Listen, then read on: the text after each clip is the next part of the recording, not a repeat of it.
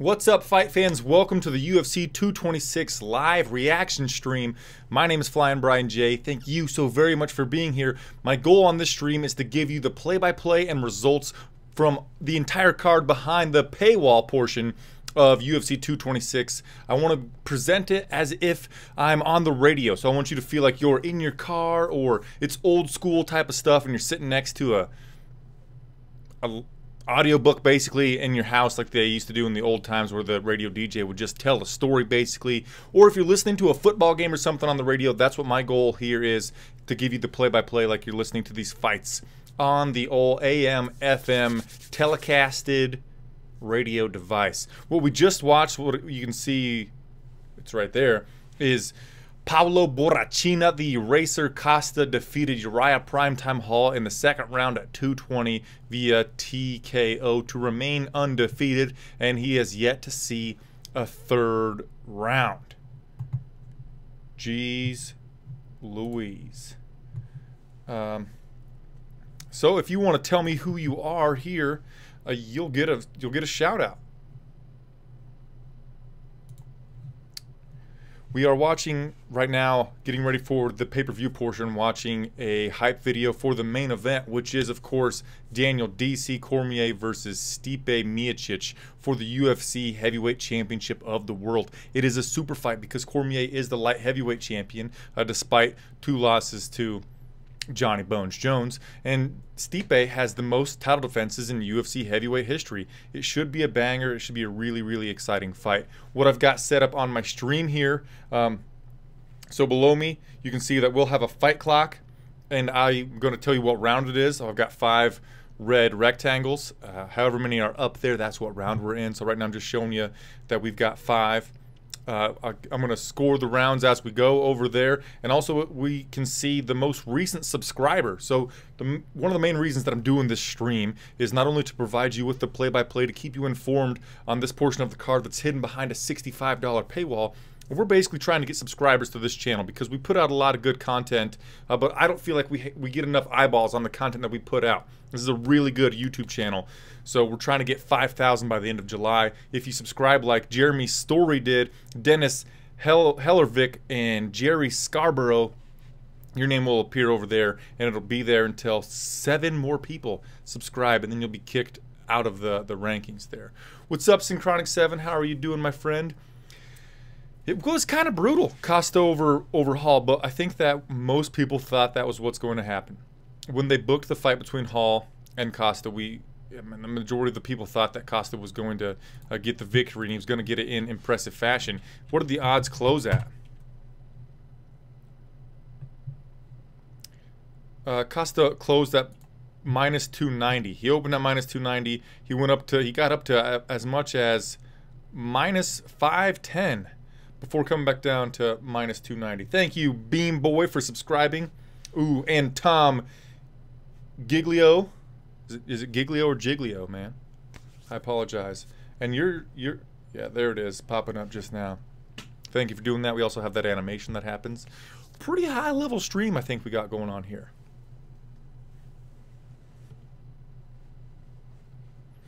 Synchronic 7 says I'm not lying about how good the content is on here, and I'm not even talking about myself. We've got contributors Case Hart, who he does a lot of like animated, like short films, I guess you could say. He also did a documentary on Andrew Richardson, who trains with Team Alpha Male, who just got his 2nd professional mixed martial arts victory last night. Also, Andrew Richardson, that guy, he does fighter-on-fighter breakdowns, just technique breakdowns of both main fight competitors. And then we've got James Lynch, who does highlight videos for every UFC event. So, a lot of good stuff. Marco Camacho, yeah. What up, Marco? I turned off the audio for the pay-per-view, so let me turn that back on.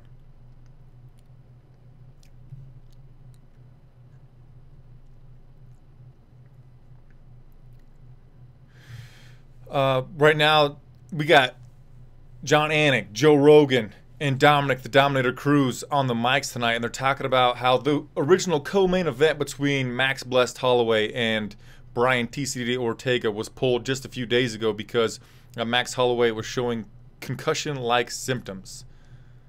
So good thing they pulled him out, because brain damage is nothing to fuck around with, right? Now we're looking at highlight video of Stipe Miocic knocking out Junior Dos Santos. What's up, Ralph Jr. Vargas? Looking at Stipe knocking out Andrei Arlovsky, knocking out Fabricio Vikov all over Doom.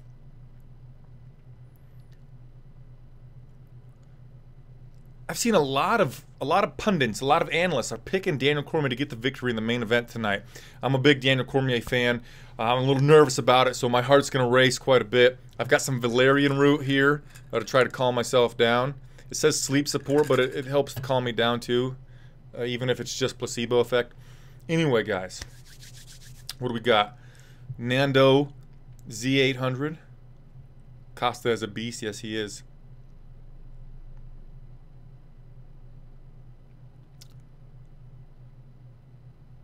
Mike Miles says it's not really a super fight. I disagree. We can all have our opinions. That's fine. Right now, they're showing us the history of the UFC and 2 titles. No. What are we looking at?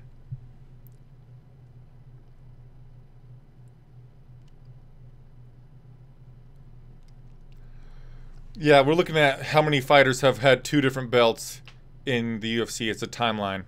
So tonight, we're looking at, will Daniel Cormier become the 2-weight world champion in light heavyweight and heavyweight?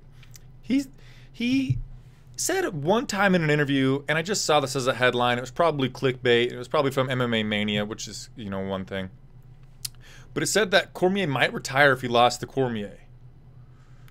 Or, shoot, Cormier might retire if he loses to Miocic. I think he should retire if he beats Miocic. Synchronic 7 thinks that Stipe gets some same kind of KOs he did in Verdun, maybe in the 2nd or 3rd. Pablo Borrachina is the new alpha on the roster, says Nando. Z800. Leb Hero. Maybe go for Xanax. Yeah, dude. I have Xanax. Got some. I use it on occasion. Do I need to go over here? I know. My camera's just a little fucking... I like sitting right about here. I have Xanax, but also, if you know me, this is your first time being here, I'm going to drink some beer tonight. And obviously, I can't take Xanax while I'm drinking beer, so that's a problem. Right here, I got Baked Goods by Clown Shoes. And I've got a Golden Frau Honey Wheat by Thunderhead Brewing out of Kearney, Nebraska. So, can't have Xanax while I'm drinking. And you could say, well, stop drinking. And I could say, don't judge me. But anyway, yeah, going with the valerian route for this one.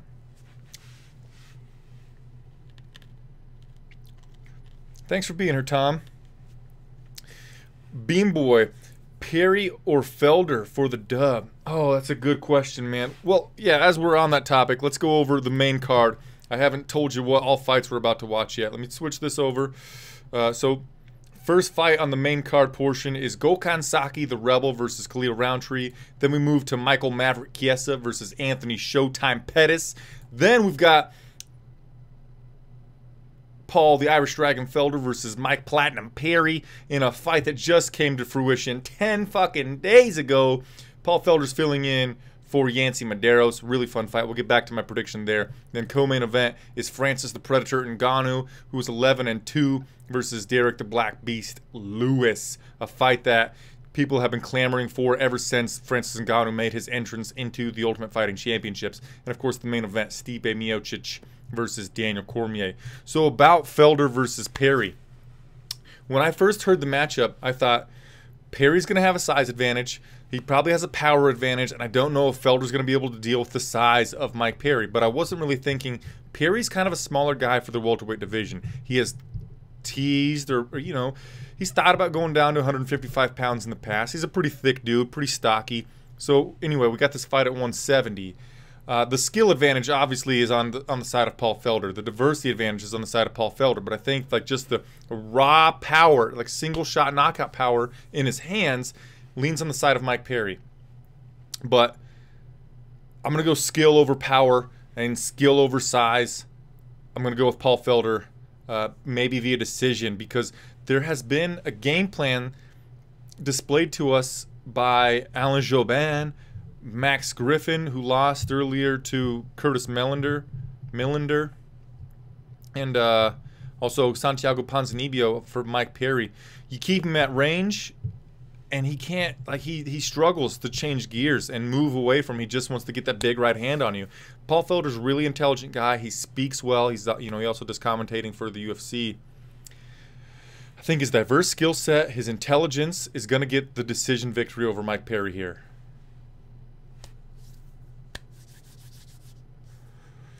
Jeremy Story. Hey, you see your name on there, buddy? I saw you subscribed earlier. Thanks for that, doing that, my friend. Says, oh, that's his fight to watch. Lewis is a big old boy. John Wojciechowski. John Wojciechowski. Thanks for subscribing, my dude. I appreciate you very much. Stan Jasinski says, Felder might be bigger than Perry, just like Hooker was at 145, bigger than all the 155ers he's faced. Yeah, if you watch the ceremonial weigh-ins or even the face-offs, you saw that Paul Felder has a height advantage. We can see the tail of the tape here. He's got this 1-inch height advantage. I mean, he did look a little bigger than Mike Perry. So even though I said that, I assumed, or my presumption was that Perry would have the size advantage. It's not the case. Still, guys, yeah, I'm going with Felder with this diversity and the fight IQ, experience, lengthier striking techniques, all that jazz. Michael Chiesa missed weight by 1.5 pounds for the cutoff for the lightweight division. He weighed in at 157.5. So this is a catchweight fight. He forfeited, I think, 30% of his purse to Anthony Pettis. But let's see. Oops. You can kind of see here. Chiesa is a -150 favorite over Pettis tonight. And Pettis is the former lightweight champion of the world. All right, so right now John Anik is leading us into a promo video to hype us up for Gokhan Saki versus Khalil Roundtree Jr. Shouldn't have moved that. And Saki, well, on these odds, those aren't the right odds. So Gokhan Saki's -145. The comeback on Khalil Roundtree is +135. Gokhan Saki has a lengthy kickboxing record, and Khalil Roundtree is a striker as well. Famously, does not do well off of his back. Andrew Sanchez wrestled him in front of his mother on his season of The Ultimate Fighter finale, or not finale, but you get it, where Roundtree's mom was yelling at him to get up, and he said, "Shut up, Mom."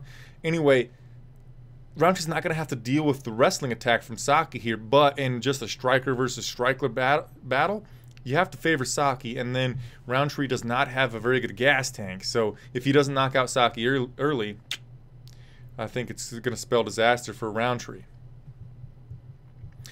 What up, Chad Cheesemo, Cheeserville, Cheeseton, Cheese Man? What up, Chad? Thanks for being here, my dude. Leb Hero, if he misses weight but wins because of weight advantage, does he make up the 30% with win bonus? Ah, shit. I saw the salaries for the main card the other day, and I think they're all straight. I don't think there's win bonuses, but he's automatically he's not eligible for a post-fight bonus. That's what I'm trying to say. So if him and Anthony have the fight of the night, basically, Anthony would win $100,000 because Michael Chiesa is not eligible for a post-fight bonus. If Chiesa gets a finish here and it would be worthy of a performance bonus, he doesn't get that, and it just goes to somebody else. So he puts himself in a pretty bad position. He loses 30%. He potentially loses an extra $50,000.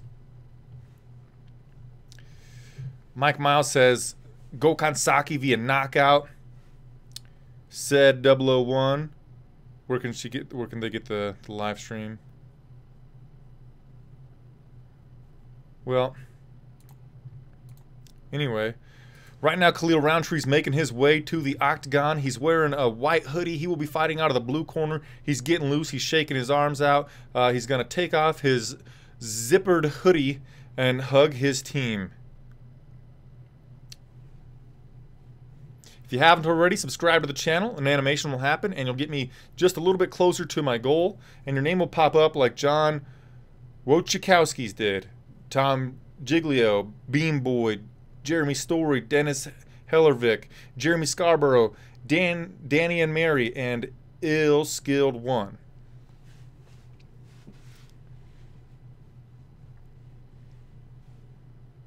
I can't make out what Roundtree's walking out to. Okay, so I thought Roundtree got his hugs out of the way, but he's hugging his team again. And this might be a funny thing to notice, but he gave each one of his team members like a closed eye, like actual like embrace type of hug. Sometimes you see like the slap hand, pull him in for the one-handed over the shoulder bro hug. No, Roundtree full on like close his eyes, full grip, embrace him. Anyway, he's on a 3-fight unbeaten streak, 5 first-round finishes in his career, and he's got 5 wins via KO or TKO. Thank you for subscribing, Leb Hero, my dude.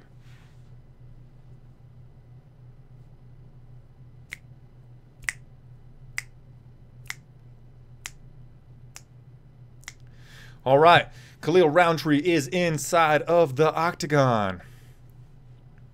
He's hyped, y'all. He's centered. Namaste. But he's also hyped at the same time. And here comes Gokhan Saki.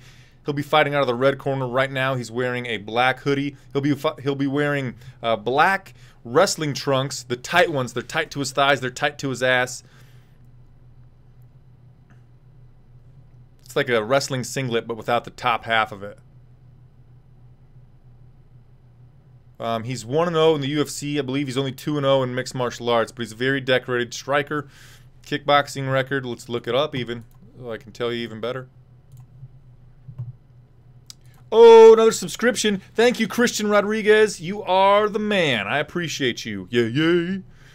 All right, Gokhan Saki's 34 years old. He was born in Schiedam, the Netherlands. His nationality is Dutch and Turkish. He's 6 foot tall. And his kickboxing record is 83-12 with 1 no contest. 59 of his 83 kickboxing wins are via knock fucking out, man. Ooh. Jesus.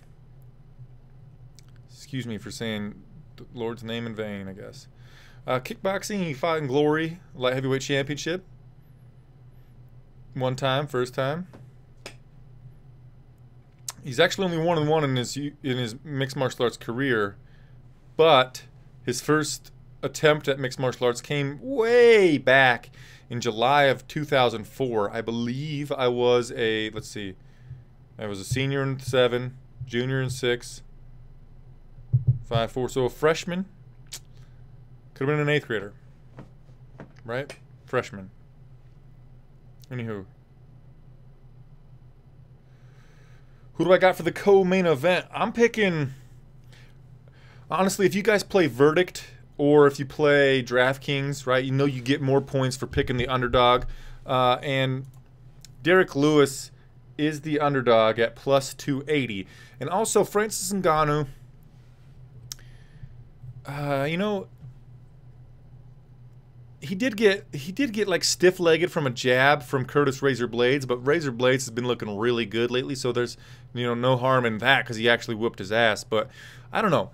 Small part of me's picking Derek Lewis. My real mind is telling me to pick Francis Ngannou because, well, Derek Lewis got knocked out by a forearm shiver from Matt Meathead Mitrione, and also with a spinning hook kick from Sean Jordan. So we know that he can be knocked out. Any heavyweight can be knocked out, of course, but I just feel like who has a better chance of getting knocked out? I feel like it's Derek Lewis. A part of me's leaning toward Lewis to get the victory, though. In short, I'm picking Lewis, and I don't really have a good reason. I'm sorry that was like a jumbled back and forth mess. I'm just trying to process it in my mind. All right, Bruce Buffer has the microphone, and we are getting ready for the first fight of the main card. Let's turn this baby on so you can see this.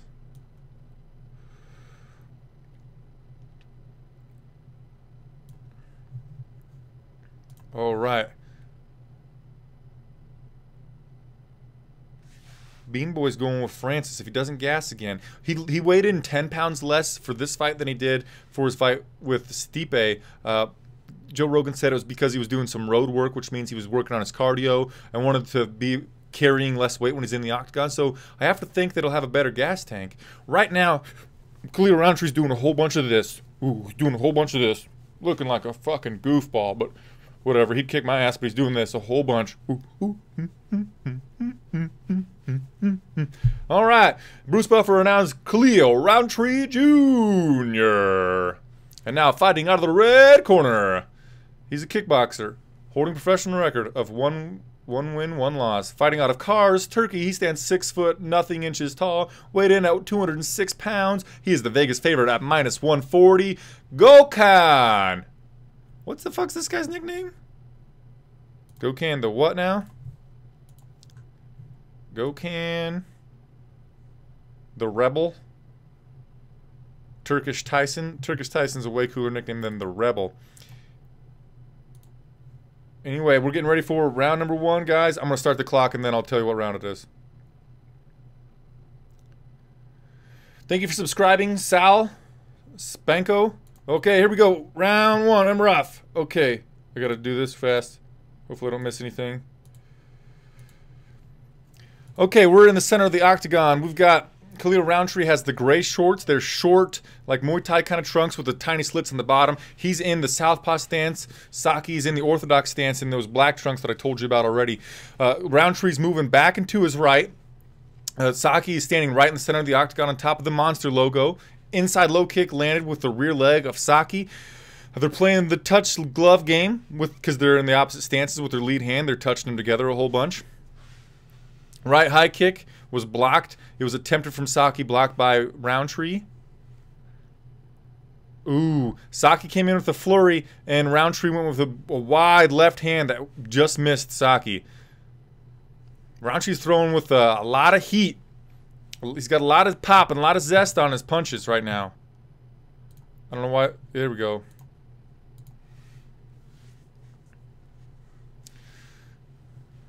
Ooh. A wide left and then a right hook behind it landed for Khalil Roundtree. We're in the center of the cage. We're touching gloves. Roundtree's moving to his right.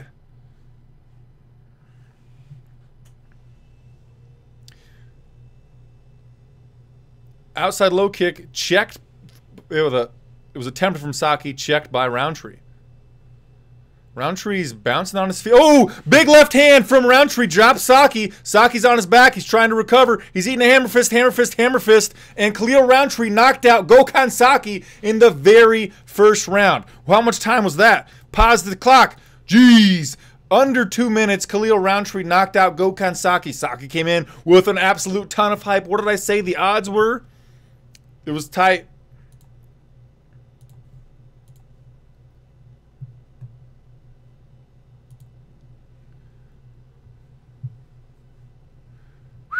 I can't wait to see the replay, and so I can try to tell you what exactly happened. Wow. Okay, so Saki went for an outside low kick, and a left straight landed big from Khalil Roundtree. Outside low kick on the left side for Saki, out of that orthodox stance, and Khalil just countered with a left straight, dropped Saki, left hammer fist, left hammer fist, left hammer fist. Saki was in the fetal position, and Jason Herzog, who was our referee, stepped in and saved Saki from more damage. Saki got up and tried to say he was a little bit okay, but he was on baby deer legs, some of them Bambi legs, kind of not there, like he's on a boat. Ain't got his sea legs yet, man. So we're getting the pay-per-view portion kicked off with a bang. Ka-choosh. My dudes. Big win for Khalil Roundtree.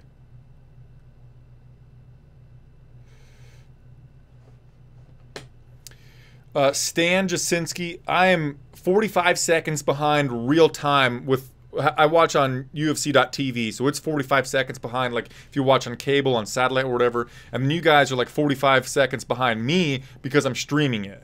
Maybe 30 seconds. So in total, yeah, probably a minute 15.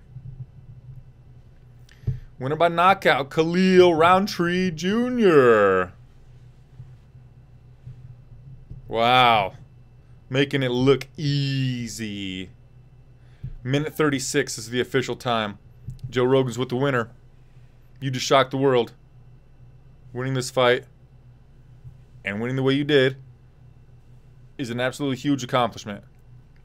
Beating one of the best kickboxers ever with this crisp left hand. How satisfying is that? Khalil says it's very satisfying, Joe.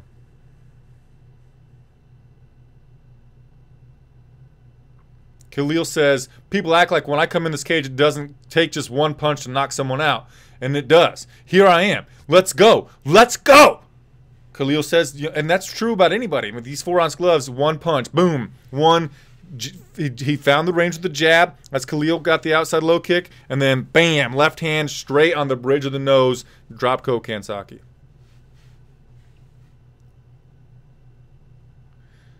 Khalil says he's developing all around. He's new to this. This is the type of finish I like to see. So let's go. Khalil Roundtree Jr., ladies and gentlemen. All right, well, fucking beans. There is a lead candidate for performance of the night, right there. Wow. Big stuff. Khalil Roundtree knocked out Saki, minute 36. Yeah, Brian Ring. Very satisfying, Joe. And we got a look here at Brian T. City Ortega. Oh, now look at Dan Hendo Henderson. Let's switch this to the next fight. How about it? We're gonna have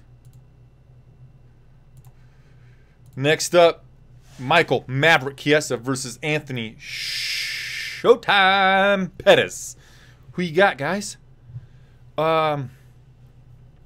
I've been fading Anthony Pettis for a long time. I don't think he has it anymore. I don't know if he doesn't have the fire or what. So in his last his last 7 fights, he's got 2 wins.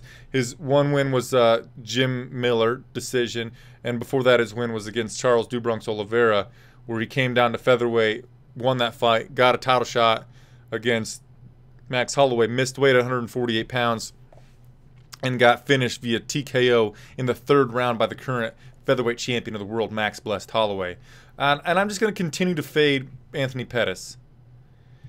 You know, I don't hold Michael Chiesa in too high of a regard either, because I don't like his camp.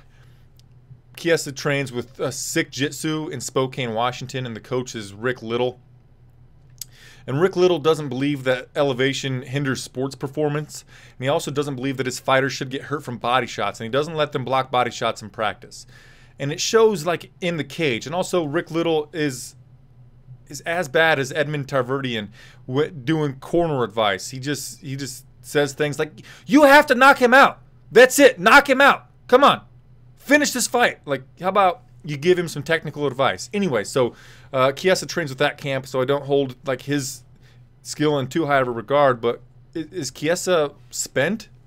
I don't know. And then I think fighters that miss weight this year only have 2 wins. There was one last night, right? No, fighters that miss weight only have 2 losses. Excuse me. Julian Marquez and there was a lady fight not long back.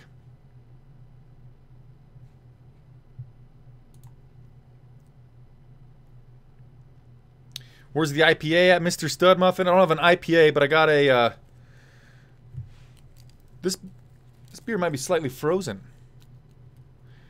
It's a pale ale called Baked Goods by Clown Shoes. If you watch my beer pairing for this event, I said we should drink this. Yeah, that's kind of slushy. It's not good. Well, I guess I'll let that thaw out. Probably still won't be good after that. But this beer is for Daniel Cormier because Let me set this on the ground. He got to fight at heavyweight for this bout, where he normally struggles to make 205 pounds. For this one, he got to eat all the cake, chicken, and baked goods that he wanted. So I'm going with Baked Goods by Clown Shoes. Feed them both to Lord Artem, says Christian Lou. Jeremy's story.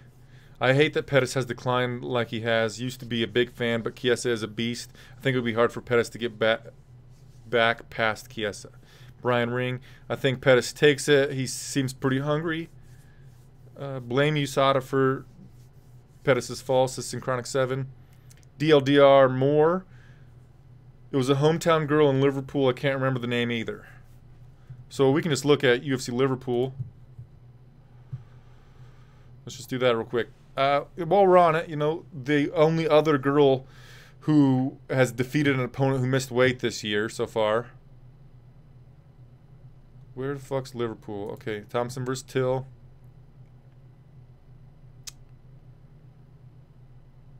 Molly McCann missed weight, and Jillian Robertson beat her via rear naked choke. There it is. So, and then last night, Julian Marquez missed middleweight. He weighed in at 190, and he lost to Alessio Di Chirico. And now, the next fight we're talking about is Michael Chiesa, weighed in at 157.5, so he missed the lightweight limit by 1.5 pounds because you get that 1 pound allowance. It's not a title fight. And we'll see if he can get past Anthony Pettis. The favorite in the fight is Chiesa at minus 178 currently. The comeback on Pettis plus 167. And if you're familiar with me giving the odds, I always give the odds from 5 dimes. Why, you ask? If you go to bestfightodds.com, it's the column on the left, the way left. It's just the easiest one to find. Boop, there it is. Christian Luz says Chiesa via cage hump. Chiesa had, oh, Rob Amon's here with the butcher knife this time, which means he's going to put people on the chopping block and cut their asses when they lose. That's what Rob Amon does. You lose, you're cut in Rob Amon's eyes. Hey, guys, if you could share the stream on your favorite social media platform, that would mean a lot to me.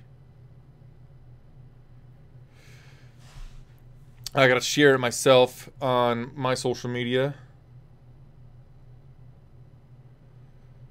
Just got a T-Mo said, yo, Brian, thanks for all the hard work. A Facebook or a YouTube comment on a different video. Thanks to him. You know, people, a lot of YouTube comments are really rude, mean, hateful, trash talking and all that type of stuff. You know, internet trolls and all that jazz. And I'm immune to it now. I've been doing this for like 3 years. And after a bit, actually going into it, you have to know that you can't really take YouTube comments or comments to heart, because people who have anonymity, they're anonymous on the internet. You know, they'll say hateful things and you just can't take it to heart. But when people actually say nice things to me, it means a lot to me. Anywho, I got to reset the clock. Stop. All right, we'll reset the clock there. And we will get ready for the next bout.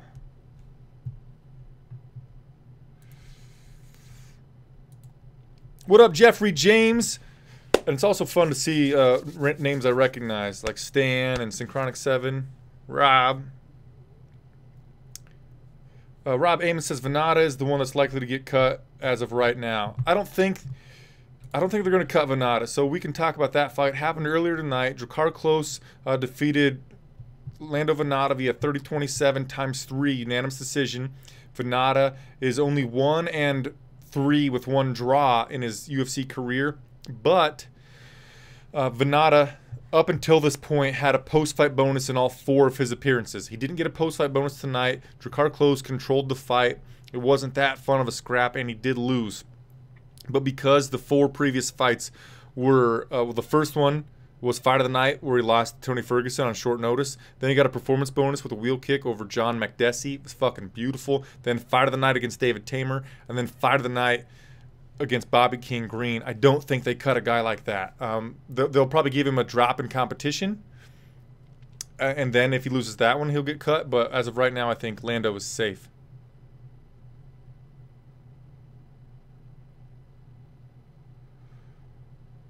Right, Stan Jasinski just said exactly what I said. Okay, we got somebody making their way to the octagon right now. Anthony, Showtime Pettis is making his way to the cage. He will be wearing gray trunks, fighting out of the blue corner. He's walking out to a song that it says something trouble for me or trouble with me. It's a rap song. I'm not too familiar with rap.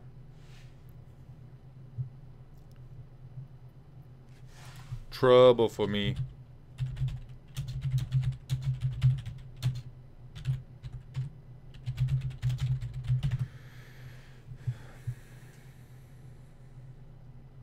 Ooh, a Belgian triple John M. Cheers, buddy. Yeah, I'll crack this baby open. I had one beer tonight, and I finished it at exactly 7:16 because I was keeping in mind, you know, how long it would take for my liver to process it out. I had a Tank 7 by Boulevard. Love that beer, but it's 8.5%. So I knew that it would take my liver about 2 hours to process that beer out. And I wanted to have my wits completely about me when we did this stream so that I can give you guys the best possible content. Also, it sucks if I have to pee because I didn't put up a Be Right Back screen right in here yet. You'll just have to look at the wall if I have to take a piss. And that might happen. Even if I wasn't drinking, I might have to pee because I learned in college, one of the first things I learned when I was in college, I took a Healthy, Wealthy, Wise class. It was for freshmen, you know, how to basically live on your own. Holding your pee can cause ED, erectile dysfunction. So if you want to get boners for the rest of your life, you don't hold your pee in. So whenever I get a little bit discomfort in my bladder, I go take a piss. Anyway, you didn't need to know that, and you probably didn't care. Ooh, Michael Chiesa is now making his way to the octagon, and his walkout song is Stranglehold by Uncle Ted Nugent. Yeah.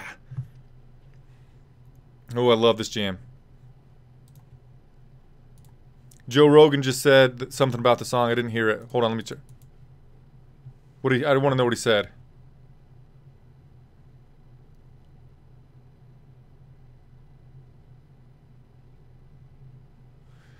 Joe Rogan said there's no question what Michael Chiesa wants to do when you hear this song. Of course, Stranglehold by Uncle Ted. God, I love this song. And Chiesa walked to the cage wearing a sweatshirt hoodie, sweatpants with the socks above the sweatpants, a black shirt. He'll be fighting out of the red corner. He's got his mullet on. He's wearing black trunks that are kind of the Muay Thai style. They got the slits in the bottom. They're loose. He bro hugs his coach, Rick Little. He bro hugs another two guys in his corner. I don't know who the fuck they are. Drank some water, checked his cup, adjust his cup. Now he's in the Flyin Brian J prep point, getting Vaseline put on his eyes here. And he's singing Stranglehold. He has the second most rear naked choke submissions in UFC history at 5. He's taken down 9 out of 10 of his UFC opponents. And he was the tough 15 lightweight winner on Team Uriah Faber. He just picked his nose a whole bunch after the Vaseline.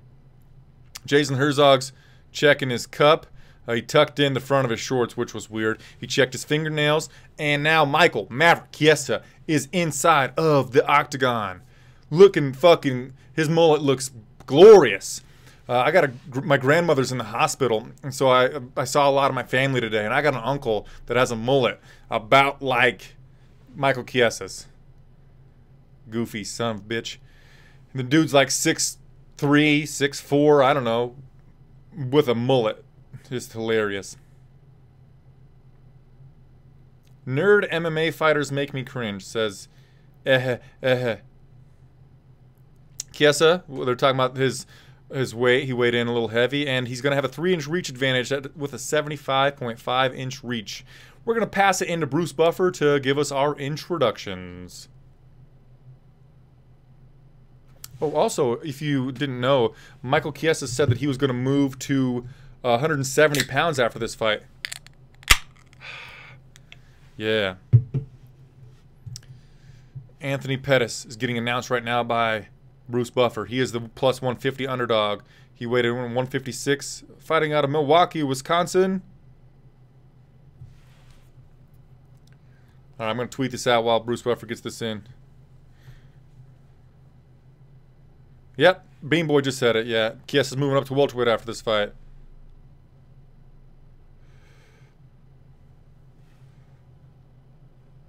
Thanks for tweeting it, Synchronic.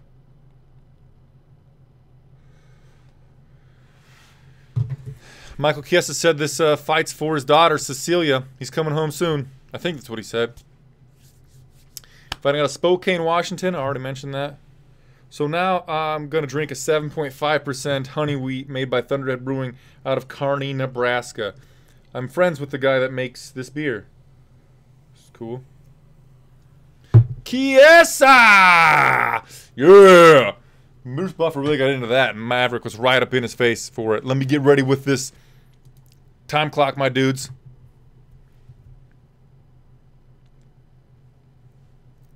What up, Zaid Barker? Subscribe to the channel, have you? All right, and we go. Here we go. They don't touch gloves. We're in the center of the cage. Anthony Pettis in the orthodox stance. Michael Chiesa in the southpaw. Chiesa just landed a lead jab on Pettis. Pettis goes for a low kick. Chiesa gets in on a takedown attempt. Pettis is looking for a guillotine attempt. No dice. Chiesa's got him on his back up against the fence. We are right in front of one of the corners. I can't tell which one it is. I can see a cameraman. I think it's probably Rick Little. I don't know. Anyway, Pettis is holding on to like the guillotine attempt. He's got the arm over the back of the head of Michael Chiesa. Chiesa's in the half guard on Chiesa's right side. Chiesa's dragging Pettis to the ground. Pettis gives up that arm over the head. Chiesa's looking to pass.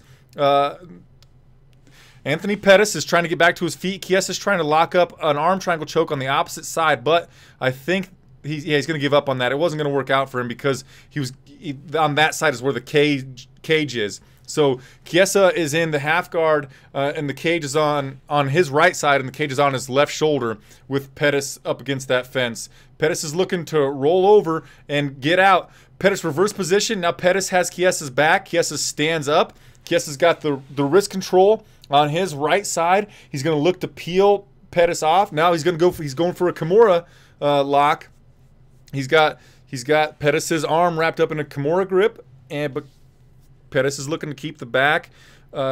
Chiesa's going to need to explode with this Kimura, and he reversed position on Pettis. He briefly had Pettis down for a second. Pettis had his back for a second. We're back to the feet, and Chiesa went for a left high kick. Again, we are in the center of the cage. Michael Chiesa in the southpaw stance, pawing the jab out there. He went with a two-punch. Neither of them landed because he's doing that to go in on the takedown. Tried to get the takedown again. He got in tight on Pettis, but Pettis got double underhooks. Flipped Chiesa back to the fence. Now Pettis has the right underhook, and he's controlling the left wrist, or with his left hand, he's controlling the opposite wrist of Chiesa, pushing him up against the cage here.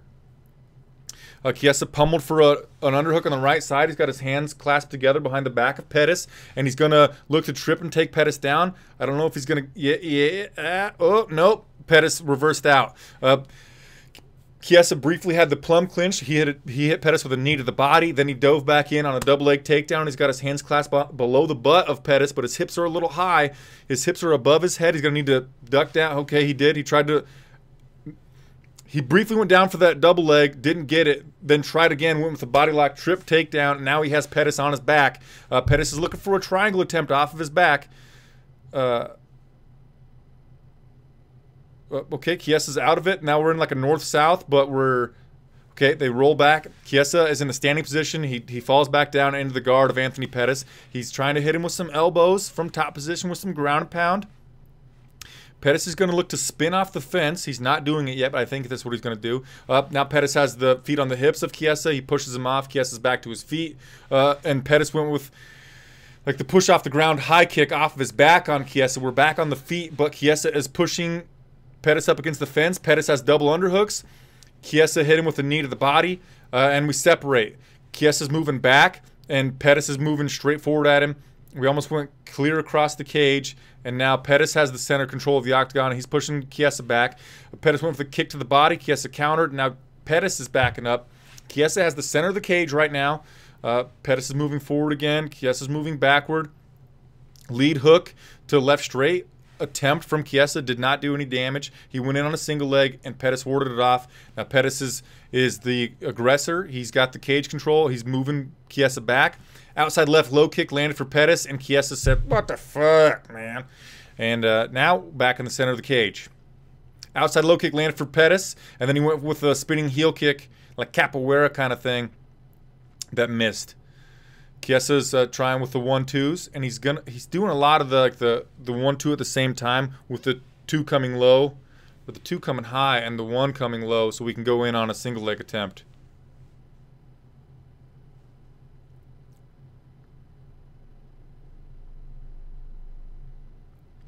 Chiesa with a kick.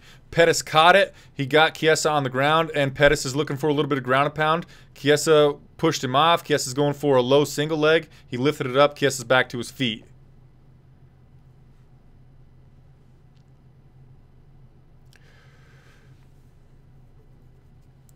Pettis is walking.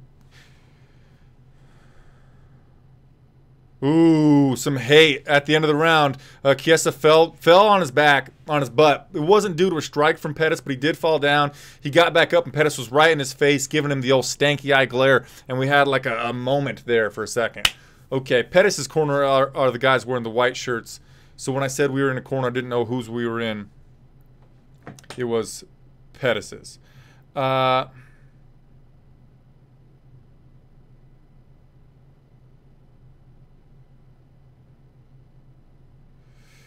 Is you're gonna get a timeout. I don't know.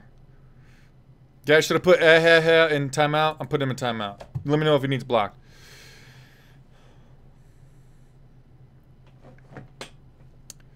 Thank you guys for being here. How are we gonna score that round? I think we're gonna give it to Chiesa for the control, the takedowns. He landed a few more strikes. So here we go, and Chiesa, and we're gonna get ready for round number 2. Get the clock back up so we don't miss it. Okay, the reason why Chiesa fell was Pettis stepped on his foot. Okay, round number 2, here we go. Meeting in the center of the cage. They're touching lead hands because they're in the opposite stance. Right body kick landed for Pettis, and Chiesa comes back with his own. Then a push kick to the body landed for Chiesa, but a right hand at the same time landed for Pettis. It knocked Chiesa down. Pettis is going for a guillotine attempt on Chiesa. Chiesa is he's in the full guard of Pettis, and Pettis had to let go of it because he didn't have the grip right. Chiesa had his like shoulder in there weird too. Pettis is rolling for an armbar attempt. Triangle attempt from Pettis off of his back. He's locking it up. He's got the triangle like almost locked up. He needs to get his foot behind the knee, and he's got it. And he's got it. And he's going to the armbar attempt. And Chiesa tapped. Chiesa tapped. Oh. Anthony Showtime Pettis submitted Michael Chiesa at about 51 seconds of round number 2. Big win for Anthony Pettis. You know, even though I scored the first round for Chiesa, you can sense the momentum was going towards Pettis. And even though they were having a moment where there was some bad blood at the end of the first round, they bro hug and they say, okay, you know, respect to you guys. Pettis is on top of the cage saying, yeah, fuck yeah, what's up? Yeah, what's up, bitch? Hey, yeah, what's up? I don't know if that's what he said, but it's what he might have said.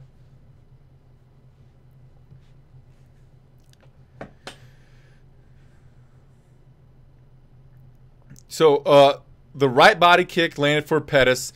Chiesa said, no, it didn't work on me. Chiesa tried his own left body kick, and Pettis countered with a right straight that sent Chiesa to his butt. And as he went to get back up, Pettis went for the guillotine attempt, didn't get it. Then Chiesa was in the top position, and Pettis locked in the triangle attempt. He went from triangle, and he was swimming underneath to get the pressure on the jugular, or on the, you know, the carotid, whatever. He was getting the pressure on the choke with the triangle, pulling that angle on him. He wasn't quite getting Chiesa to submit, so then he went for the armbar at the same time while in the triangle, and he got the tap.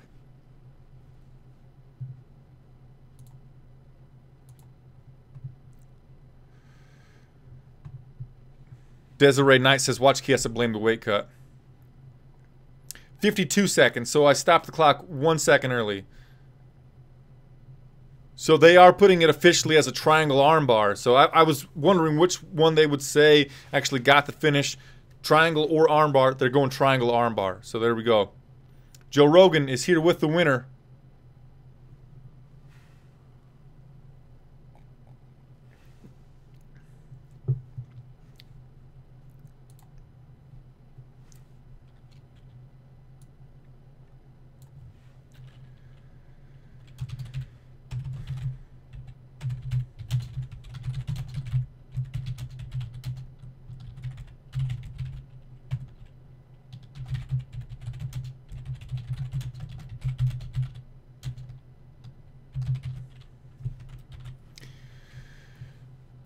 Pettis says that he wants to do it for the fans. If they want to see great kickboxing, that's what he's going to do.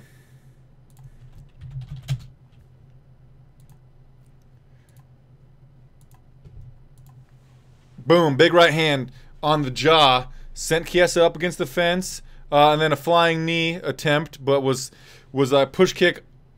Chiesa was trying to do a push kick to get Pettis off of him, and then he fell to the ground. And that's when Pettis got the guillotine.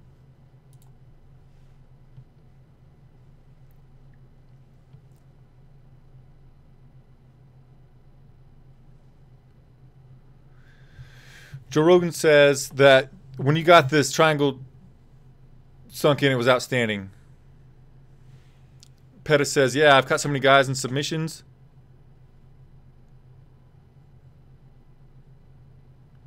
He says happy birthday to his daughter. She turned 7 on Monday. Congratulations, sir. Anthony Pettis, ladies and gentlemen. All right. Wow. Big win for Anthony Showtime Pettis. He came into this fight as the underdog. Let me check my DraftKings team.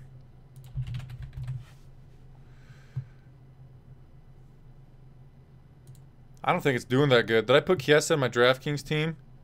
No, but I put Saki, and he got 2.5 points. So that was really stupid. Ha! Okay, well, fuck it. I'm not going to win any money on that one. Donald Cerrone's in the building. Chuck Liddell's in the building. All right, we're going to reset. We're going to get ready for the next fight, which is Paul, the Irish Dragon Felder versus Mike Platinum Perry. Who are you guys picking to get this victory? Nate Andrews says 2 quick fights. I love it. I love two quick fights. Chiesa versus Pettis was a lot of fun. A lot of back and forth action right up until the finish there. We had a knockdown. We had a submission. We had takedowns. We had submission attempts. I like it. I like it a lot. Before that, we had a huge knockout or TKO victory by Khalil Roundtree. And the next fight promises to be great as well. Have you ever seen a boring Paul Felder fight? I'm not sure. Maybe one. Have you ever seen a boring Mike Perry fight? I don't think so. This one right here should be really, really exciting, guys. Showtime showed up, says Brian Riggs. Ring. Sorry, man. Whoops. Fucked that up, didn't I? Dragon67 says Chiesa to Bellator and 2 more losses. What is his record now? Maybe he's going to blame that loss on Conor McGregor. So now he's lost 2 in a row. June of last year to Kevin Lee. Oh, this one to Anthony Pettis. Before that, he was on a 3-fight winning streak. Mitch Clark, Jim Miller, and Benyel Dariush.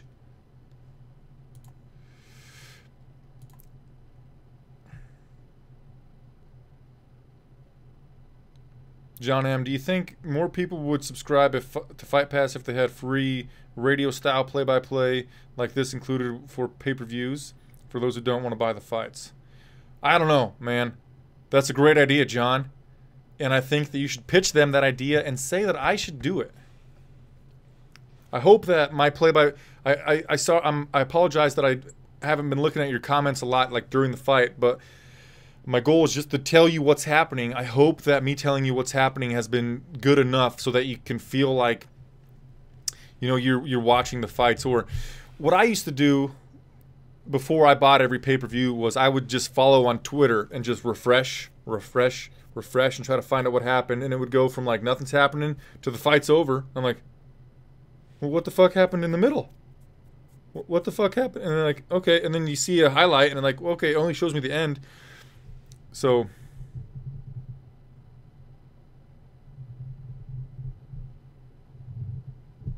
So yeah, I hope that this is, you know, beneficial for you guys.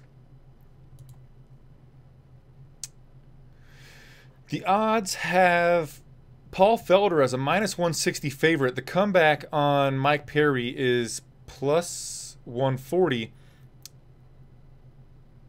Felder opened at about -135. It went to -140, to -150, -140, -155, -155, -145, -155, -150, -130 just this morning, or at noon, and then bam, he's closing at -160.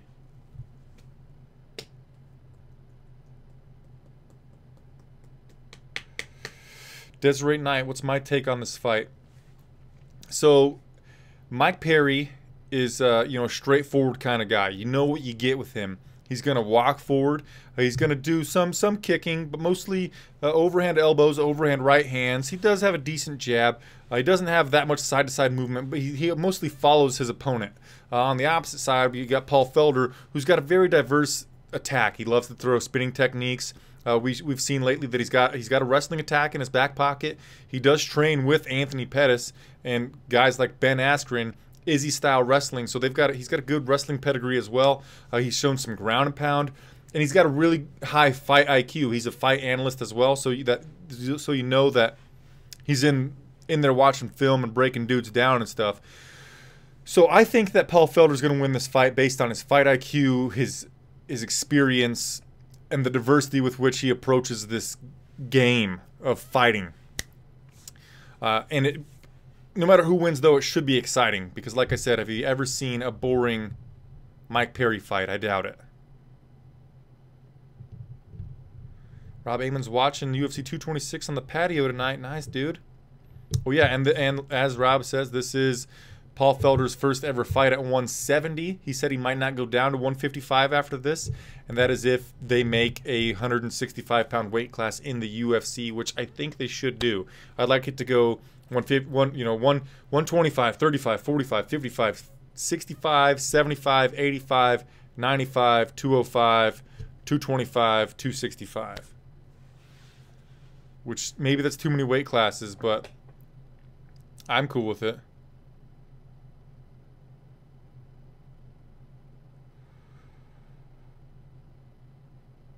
Yeah, Jeremy Story's talking about the expense of the pay-per-views and having a wife who might not let you buy them. I kind of know the feeling. I got a wife as well, and you know, money's a big issue in relationships. So yeah, I get it, dude.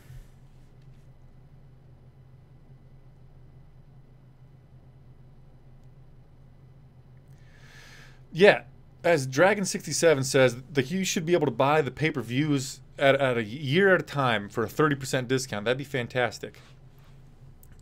Just charge me like $20 a month instead of $10, or $30 a month instead of $10, and give me the pay-per-views along with Fight Pass.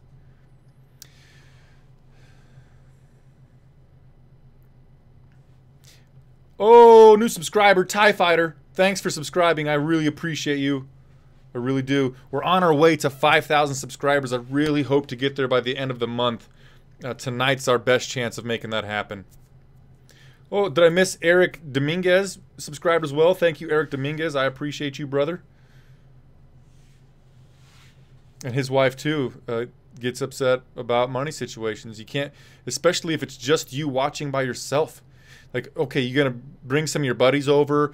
Maybe they pay for the beer, you pay for the fight, so at least it kind of balances itself out. But if you're going to pay $65 to sit in your underwear, maybe you don't sit in your underwear, but I sure as fuck would if I weren't on camera. Sit in my underwear, drinking beer by myself, watching $65 fights. The wife doesn't like that too much. Now, if you have friends over, you actually put pants on and a shirt, you split the cost of the pay-per-view, then it's fine. In my area, there's only one place that shows the fights anywhere close to me. And they only show the giant ones like this. They won't show... They didn't even show 225. They're just showing this one because, like, there's a lot of hype behind this fight card. All right, Platinum Mike Perry is making his way to the octagon. He's got a mouthpiece that makes it look like he's wearing a grill. Of course he does.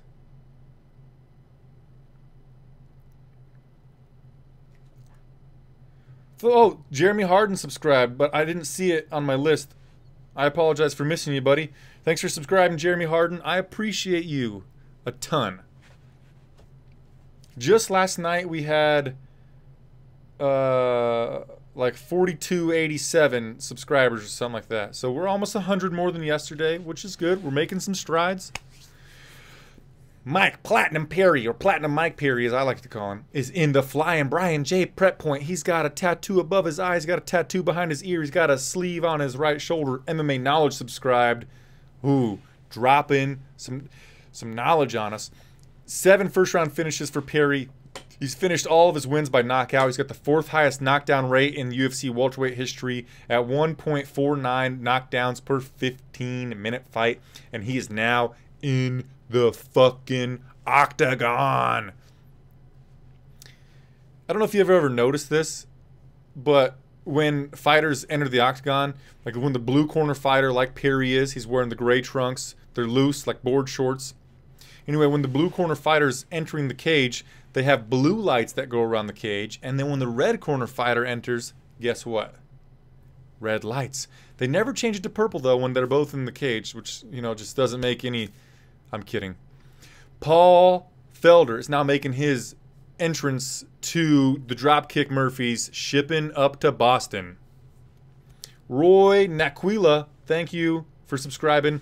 I appreciate you, my dude. Jeremy Story says he's a fan of Perry even if it's just because of his personality. Me too. His personality is very controversial. He says the N-word a lot, but he says Tyron Woodley gave him the okay on it because he's like 1/16 black or something. Anyway, he's controversial, but he's a character. In the day and age of Reebok, where all fighters have to wear the same fucking boring fight kits, the entrance shirts are boring as fuck, everyone looks samey. For someone to stand out and actually have some character, some personality, some pizzazz, anything that's an attention-getting is a really good thing, and Mike Perry has that. He says goofy-ass shit. He did the chicken dance or whatever he did when he was in the octagon that one time. He did the spin-a-rooney after he knocked out Jake Ellenberger. DR Wake Up 33. Subscribe. Thanks, buddy. Paul Felder's on a 3-fight win streak. This is his UFC welterweight debut, and I'll just go back. He's got the most finishes by elbow strikes in UFC history with 3. He has one of 4 spinning back fist knockouts in UFC history. It happened over Danny Castillo, who is retired now, but trains and coaches at Team Alpha Male in Sacramento, California. And Felder is inside of the octagon. He's wearing Muay Thai trunks. They are black. They got long slits on the bottom of them. And he's looking healthy, you know. Got to get Chiesa off the screen. Should have told me that earlier, guys.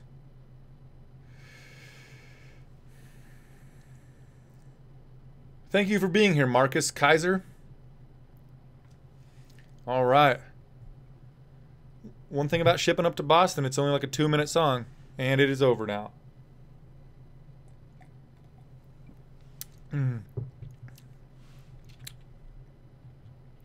Eric Dominguez says MMA Mania is better than JRE MMA. I don't know about that, buddy. Thanks though. The tail of the tape is virtually identical, but Paul Felder is 33, Mike Perry is 26. According to Fightnomics by Reed Kuhn with Kelly Krieger, a fighter with a 6 or more year youth advantage wins 65% of the time or something like that. I rounded to, it was like 70% of the time. So Perry is 7 years younger than Felder. You know, who knows? And Bruce Buffer has the microphone, introducing first. Fighting out of the blue corner, a mixed martial artist holding a professional record. 11 wins, 3 losses. Mike Perry's in the center of the cage, bowing to all sides of the cage. He's got lightning on the left side of his head, shaved into his hairline. You know, he's got a fade where it changes from, you know, like you can see the skin to where you can't see the skin. They shaved in like a lightning bolt. Now we're introducing Paul, the Irish Dragon Felder. Professional record of 15 wins, 3 losses. Stands 5 feet 11 inches tall, weighing in at 170 pounds, fighting out of Philadelphia, Pennsylvania. He is a minus 145 favorite. Paul, the Irish Dragon Felder. Our referee in charge, Mark fucking Goddard. Here we go. I'll get the clock ready, guys. I won't leave you hanging this time. Chrissy Andrade, our ring girl, loses a kiss, and we're about to get off here. I mean, I did not mean that. Seriously, didn't. And we're off. Okay, they meet in the center of the cage. They do not touch gloves. Both men are fighting out of the orthodox stance. Perry has his guard high. They about butted heads as Perry ducks in, and then, yeah, I think they did touch heads.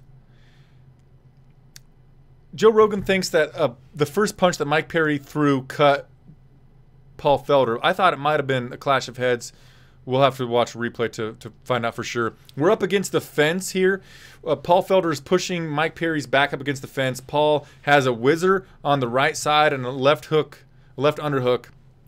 Now we're in the 50-50 underhook position, and Mike Perry uses it to reverse and press Paul Felder up against the cage. A knee to the body from Perry lands on Felder's belly. Felder reverses position. Felder's got the left underhook, the right overhook. He ducks down to try to go for a double leg for a second, but the left underhook from Perry lifts him back up, and we're in the same position. We're in a corner that's right in front of an EA Sports logo. Perry's framing off. He's got his forearm under the chin of Paul Felder, and he hit him with an overhand right elbow. Didn't hurt Felder, or at least from what we can see right now. And now Felder's pressing Perry up against the cage, and Felder landed his own right elbow on the left side of Perry's head. We separate. We're in the center of the cage now, right on top of the monster logo inside of the double stripes. A rear leg push kick to the thigh. Landed for Perry. He tried it again to the body but missed. Paul Felder has his right hand close to his chin, tucking it in, but his lead hand is just kind of swaying out here, doing a little bit of dancing. Felder feinted with a big 1-2 landed from Paul Felder, missed with the jab. It was just range fighting, right hand over the top behind it, hit Mike Perry. Didn't hurt him though, sent him back a little bit, but seems like Perry has his wits about him. Perry comes in with a looping right hand of his own, missed. Left elbow hit the face of Paul Felder. Ooh, spinning back elbow, missed for Paul Felder, just over the head of Mike Perry. We're in the center of the cage here.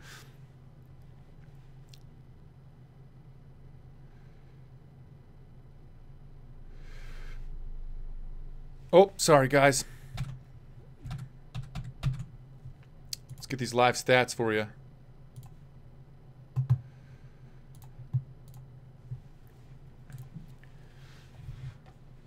Okay, so as I was away, Dominic Cruz saying that Paul Felder's finding the range on the left hook. So he's in the orthodox stance with the lead hand. He's found a couple of left hooks on Perry, evidently. As I'm saying that, Perry was moving forward with some heavy strikes. Paul Felder was doing a good job using some head movement, getting out of the way of those strikes. Perry tried a jab, parried off by Felder.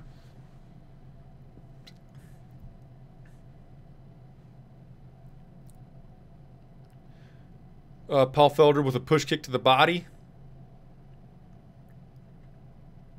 Inside low kick lands for Perry. Left high kick missed from Perry. Didn't find the range. It was off the lead hand of Felder. Felder went with the left high kick of his own. It might have caught the side of the head of Perry, but Perry got the glove in there to... Paul Felder tried to get 3 jabs in a row on Perry. He was going bop, bop, bop, and Perry might have got out of the way of them. Felder lands an outside low kick. Felder with a wheel kick off the side of the head of Perry. Perry with a push kick to the thigh. Didn't find the range on it. Felder was able to back away with it.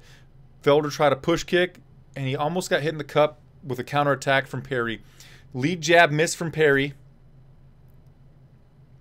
Ooh. Outside low kick lands for Perry. He gets in on a on a body lock takedown attempt. He's got double underhooks on Felder up against the fence.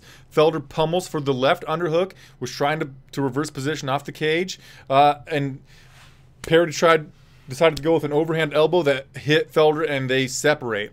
Center of the cage here. Felder lands an outside low kick. We're straddling the double stripe. Perry's in the middle of the double stripe. Felder's on the outside of it. Felder's moving back into his left. Spinning back kick to the shoulder, landed on the shoulder from Felder on Perry. Perry tried a ducking in, spinning back elbow on Felder that didn't land, but a right straight to the body landed from Perry on Felder. Takedown attempt from Felder to end the round. Warded off from Perry. Whoo! Fun round. How do you score that? Paul Felder's got some gooses by his right eye. He's got some blood on his forehead.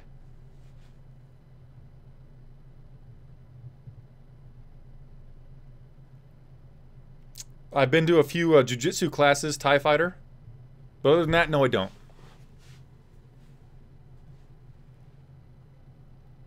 Thanks for being here, Doc, JWF, Soul Motherfucker, Soul MF. Thanks for subscribing, Marcus Navarrete. I'm trying to listen in to the corner now. I'm going to score the first round for Paul Felder, I think.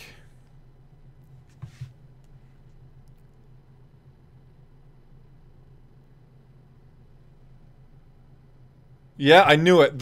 So Joe Rogan thought it was a right hand from Perry that opened the cut on Felder, but it was a ducking in right overhand right attempt from Perry. Then they clashed heads. That's what caused the cut on Felder. That was a tight round to score. Oh, I forgot the clock, guys. I'll start it at 4:50.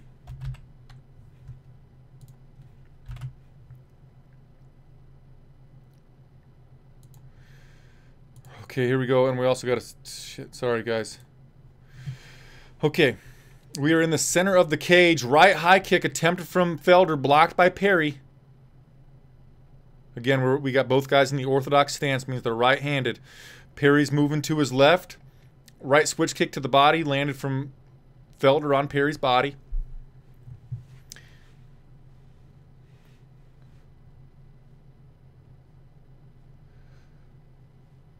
Joe Rogan is commenting that there have been a lot of spinning techniques landed. Perry's in on a single leg attempt. He lifted Perry. Perry in on a single leg attempt. He got the high crotch, lifted Felder up off the ground and put him down, similar to what you would think of Daniel Cormier does to his opponents, like he did to Alexander Gustafsson.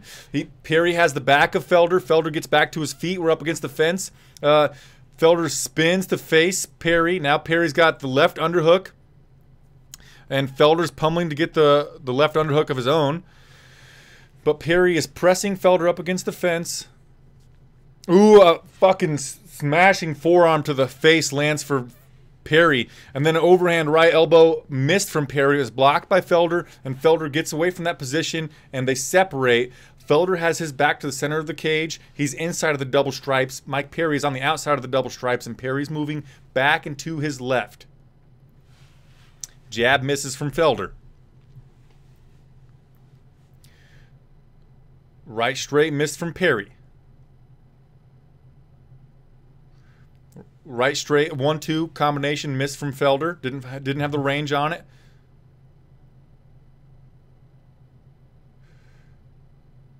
Inside low kick did not find the range from Felder.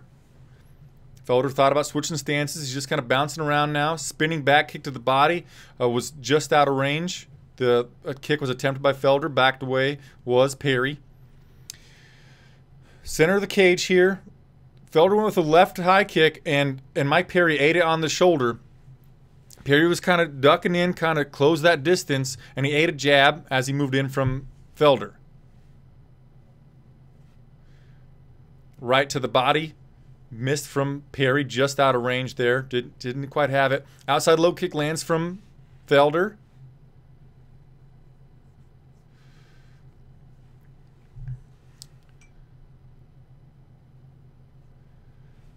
Mike Perry just hit a feint, and that brought in a lead elbow, like block from Paul Felder.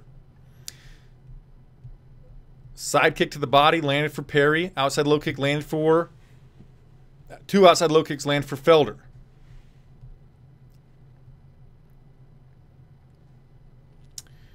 Mike Perry has his back to the center of the cage. He's right on top of the monster logo. Paul Felder is moving back and to his right. He switches going to his left. We've got Perry on the inside of the double stripes. He crosses over it. Felder's got his right foot like right against the fence. He's moving to his left.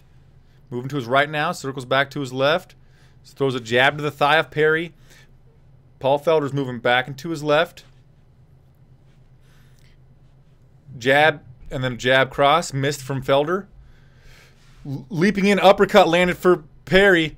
And he might have hurt Paul Felder, and Paul Felder now has a cut over his right eye that's bleeding a fuckload of blood down the right side of his face.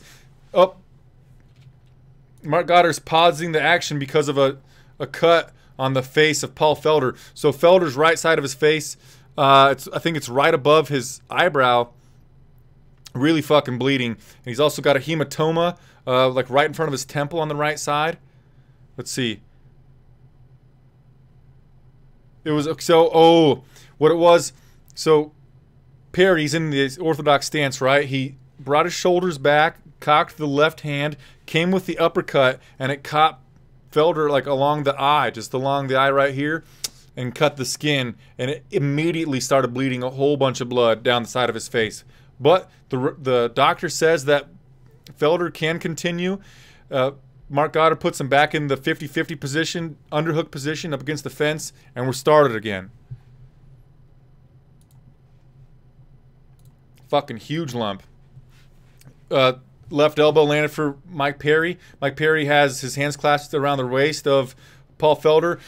Mike Perry went for a belly-to-back suplex, but Perry had Felder land on top of him. Doesn't matter. Was able to reverse position, get on top of Paul Felder. Now Mike Perry is in the half guard on his right side of Paul Felder. Paul Felder's looking to shrimp his hips out, get his butt to the fence, and he's got one knee on the ground. He's trying to get back.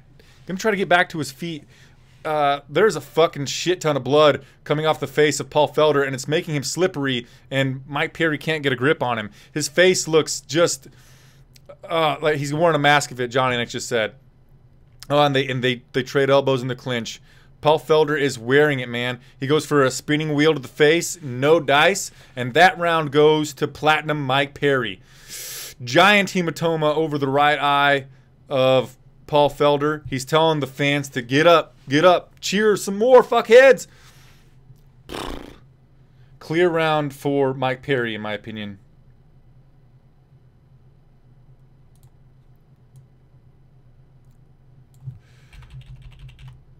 There we go. Okay, Felder's corner is calling for low kicks and evasion. Don't look to kill him with every shot, alright? Pepper him and move, alright? Pepper him and move, alright? Here you go. Have some water. Alright? We got this. I'm speaking as if I'm Felder's corner. We don't need big shots. Stay busy, alright?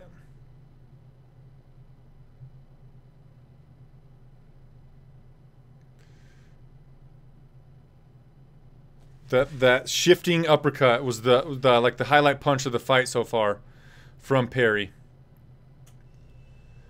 Joe Rogan just said someone might have a broken arm. Damn it, I forgot the clock again. I'll start it at 4:50.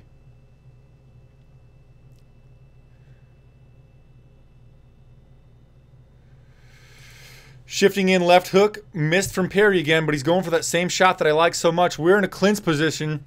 Like a 50-50 plum. Actually, it was just Felder who had his left hand behind the head of Perry, and he hit Perry with an elbow.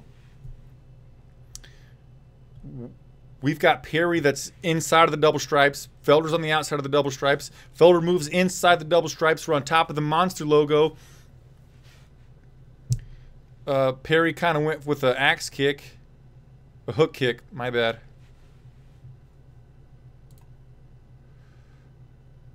Thank you for subscribing, Neil Cullen. I appreciate you, buddy. Oh, stepping in, lead left hook landed for Perry, and it put Felder on roller skates. He's moving backward. Inside low kick landed for Perry, and as he did that, Felder went with a spinning back fist. Okay. So, Joe Rogan says that Paul Felder does have a broken arm. What? How did I miss that? I can't catch everything, I guess, as I'm focused on talking, I suppose. I don't see it. So, I mean, he's not throwing the right hand like he did, I guess. Perry stepped in, and Felder caught him with an elbow as he did. Spinning back kick to the body landed for Felder on Perry. It was on the liver, says Dom Cruz.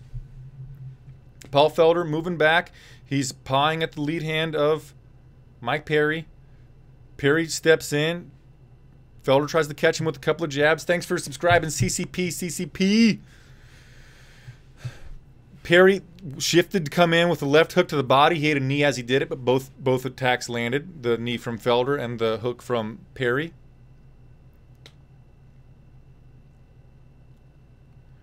So Joe Rogan is saying that Felder's having a good time, or he's having some success mitigating the hindrance of his right arm by using kicks to keep the distance. Perry came in and Felder met him with a right straight.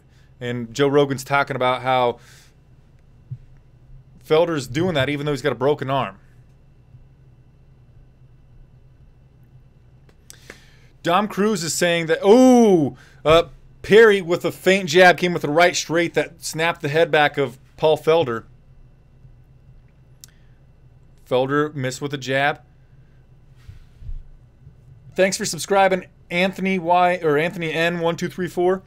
Ooh, left high kick might have landed for Perry. I didn't have the right angle on it, but Dom Cruz was calling for the left high kick from Perry because of the right arm being broken of Paul Felder. So if he throws that high kick, he might catch it and break it even worse. Thanks for subscribing, Bull Mountain Billy.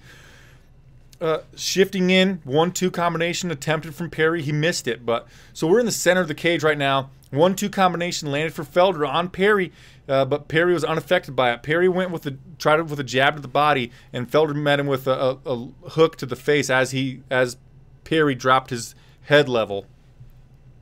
Perry's the one pursuing. Felder has his back up against the fence. Perry goes in for a takedown attempt. He's in on a single leg. He's going to look to elevate. He's looking to elevate Paul Felder. Perry picked up Paul Felder, put him down. Perry right back to his feet. Perry's got the back of Paul Felder. He's got his hands clasped around his waist. Thanks for subscribing, Trevor Zizger. Knee to the butt/thigh from Perry as he's got the back control of Felder. Felder's looking for the reverse elbows on Perry, but Perry's got a good tight waist on Felder right now. These knees to the thigh, they might not do huge damage, but they're scoring points, and he's controlling the fight right now. He dropped down to go for the double leg attempt. Felder went to attempt to swim or pummel for an underhook, and that stopped the takedown attempt of Perry. We're back up. Paul Felder needs to get rid of the grip around his waist and reverse position to face him, and he does that. They separate. Paul Felder's moving back. He's bouncing. He might have some lactic acid he's trying to get rid of in his legs, and he comes in with a 1-2 combination and then a hook after it that landed on Perry. Perry landed a big right hand, and then a big right hand as Felder stepped in with a knee. And in these last few seconds of this fight here, these guys are going to really throw down. Lead overhand left landed for Paul Felder. 1-2 combination landed for Perry. Spinning back elbow attempted from Felder. And that's it. Oh. Both guys put their arms in the air. We got a cut on the bridge of the nose of Mike Perry. We got the giant fucking hematoma above the temple and above the eye of Paul Felder. He's also got that cut on the edge of his eye. Both guys took a lot of damage. Both guys inflicted a lot of damage, obviously. Exciting fight. I liked it a lot. And Paul Felder, he's got some swollen lips. He's also got a little bit of a hematoma behind his left ear. I want to change these stats and just look at round 3. Paul Felder outlanded Mike Perry in round 3, huh? I'm confused on who I think won the fight.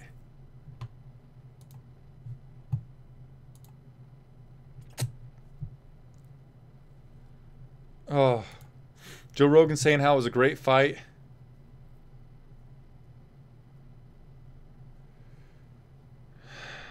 You know what? Despite these stats that we're looking at right here, round 3, I think Mike Perry got the better of Paul Felder in that 3rd round. Oh, and I never put the 3rd round on this thing down here. I'm sorry, guys. I've been slacking. I'll get better at it someday, I promise. Thanks for subscribing, John Chung. But I'm giving the fight to Mike Perry.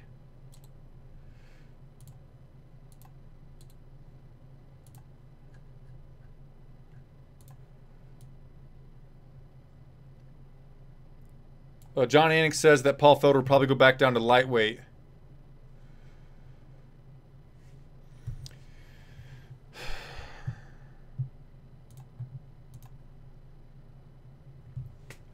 Yeah, and what Dom Cruz is saying right now is that Mike Perry has shown some strides. He's shown some strides in the variety of his attack. After his loss to, I think it was Ponzinibbio, maybe it was Max Griffin, he broke up with his girlfriend. He found a different camp, and he's obviously made some improvements to his game. And that dude is tough, one tough motherfucker. All right, we got the official decision coming in.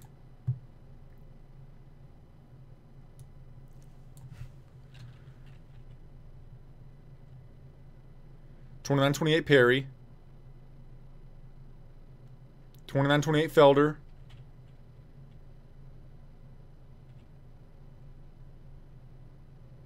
And by split decision, Platinum Mike Perry.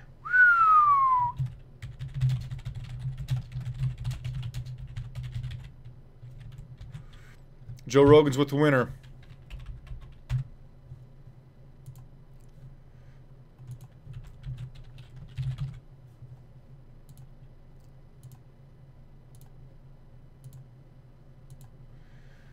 Joe Rogan says switching to Mike Jackson to Jackson Winklejohn was a big factor in this fight.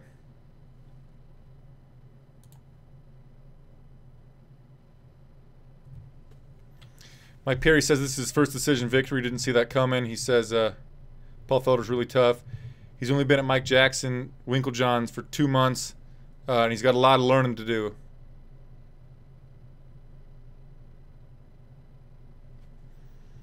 Mike Perry says this has been a dream since he was a baby to be right here fighting in the UFC, getting a victory on International Fight Week.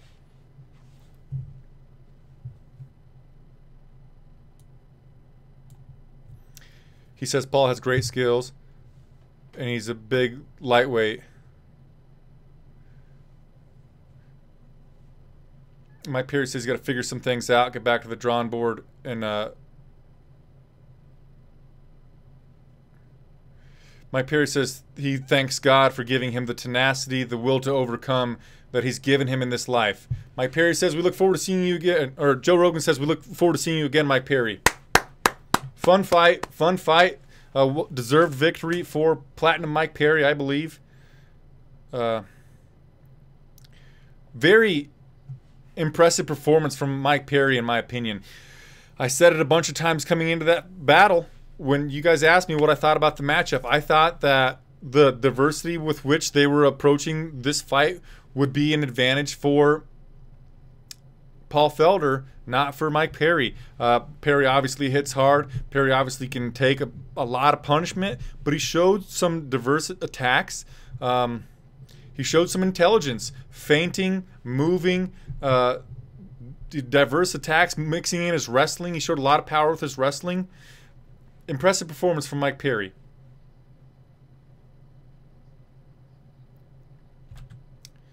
Okay, let's get ready for the next fight, which is the co-main event of the evening between Francis the Predator Ngannou and Derek the Black Beast Lewis. I'll try to get to some of your comments.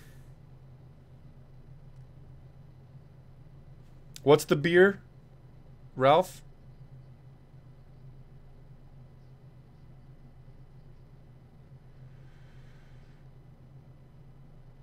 What happened? What's the beer, Ralph? Yep, Sal Spanko says first non-KO victory for Mike Perry. That's true. Neil Cullen, yeah, the clock down here, like I have that so you guys know where I'm at on the fights. The clock down there.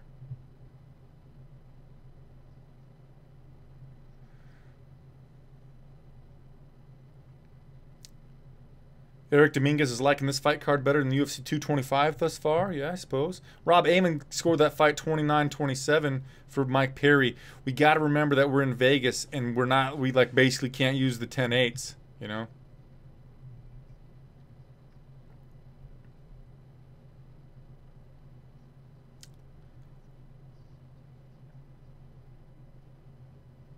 One judge is on drugs.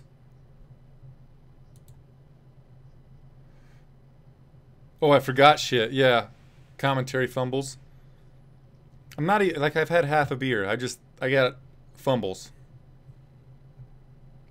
They raised the price of the pay-per-view with I think the last fight card of 2017. And then yeah, going forward it's been $65.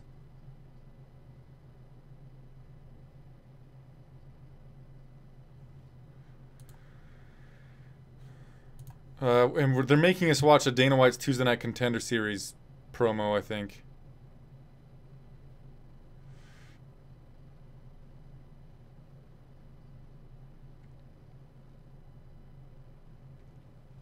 Thanks, Kyle Doyle. That's exactly what my goal is here, is to present this as if I'm a radio announcer. Darian Hinton, thank you for subscribing. I appreciate you. Namaste.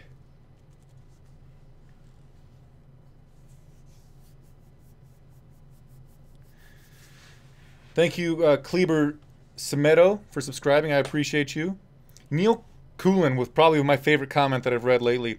For a supposed amateur commentator with little MMA experience, this is high-level commentary. Very well done. Thank you, sir. I appreciate those kind words. We're still just watching a... oh, we're seeing the announcement of Nick Newell's opponent on Dana White's Tuesday Night Contender Series. Nice.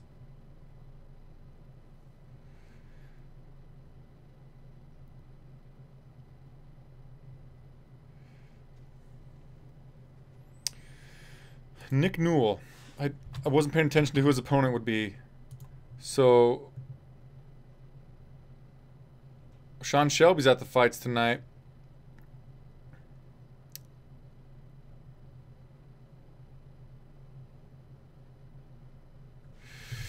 I don't know who fucking...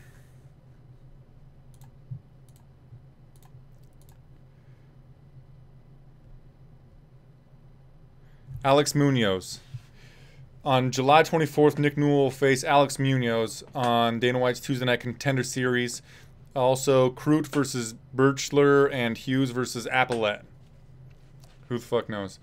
MTB TJ Crash, thanks for subscribing. And Dan Rihel, thank you so much for subscribing. 4,400! Woo, woo, woo, woo! Cheers, guys. Thank you for helping us get the channel to 4,400 subscribers. I appreciate it. Yes.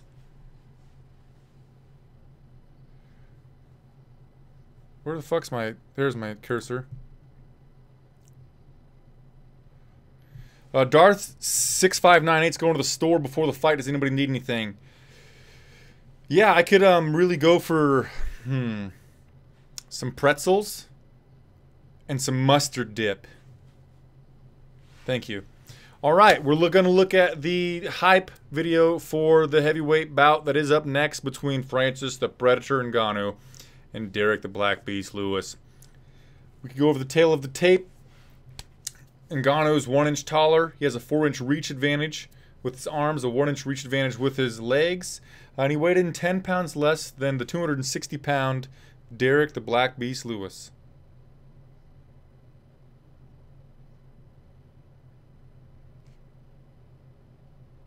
Huh.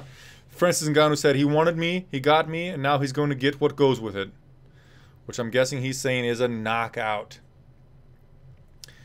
This one's good, man. This is such a fun fight.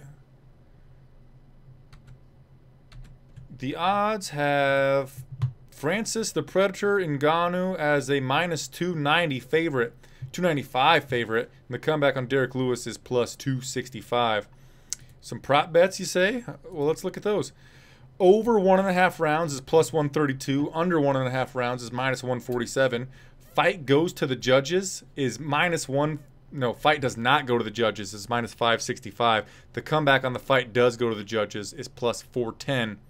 Fight starts round 2 is -125. Fight starts round 3 is +244. So the odds makers do not think this thing will go into the 3rd round.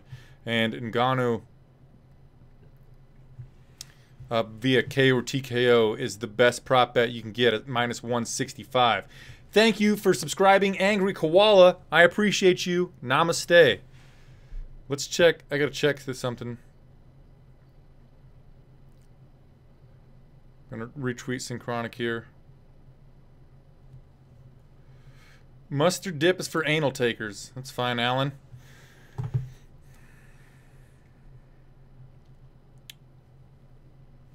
All right, so we've got Derek the Black Beast Lewis making his way to the octagon.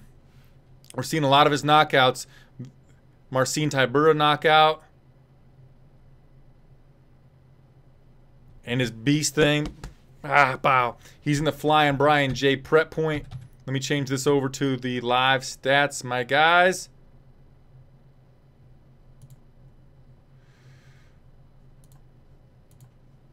All right. Dominic Cruz is talking about how these guys don't respect each other. Especially Derek Lewis. He does not respect Francis Ngannou. He just got the Vaseline put on his face. He's checking his cup. He's tying his shorts up. He's wearing the board shorts that are cut up the side. Loose pants, what I'm saying here. They checked him for a cup. They checked him for a mouthpiece. They're checking his fingernails, which I need to cut mine. We're looking at Valentina Shevchenko in the background. And Derek Lewis is making his way into the octagon. He pauses. He takes a knee. He's praying. He has the most finishes since 2015 in the heavyweight division at 7. Second most knockouts in UFC heavyweight history at 9. And the second most finishes by ground strikes in UFC history at 6. He is now in the octagon. He's in the blue corner with the blue tape around his wrists. And they're gray trunks. Those motherfuckers are white. Don't forget the clock. Right. Thanks, Ralph. Francis Ngannou is walking out to Despacito.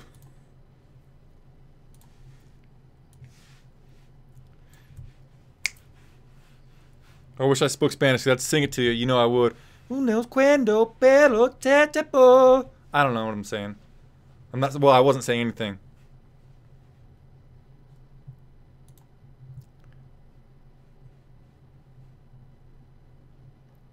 I love Despacito. Soy metal. Fuck. I won't even try. Oh, 4,000 or 4,404 subscribers. You guys fucking rock. I appreciate you so much. I really do. Namaste. Francis Ngannou is in the Flyin Brian J prep point. He takes off his shirt and man, there's 2 women nearby and they're melting because this guy's body looks so goddamn good. He's taking off his wind pants or whatever. He's going to take a drink of water. He's got his hair looking tight tonight. He's got no bolts in the side of his head or like lightning bolts shaved like he did last time. He's hugging his teammates. Full hugs, not the bro hug style. Full embrace. And he's getting the Vaseline put on his face.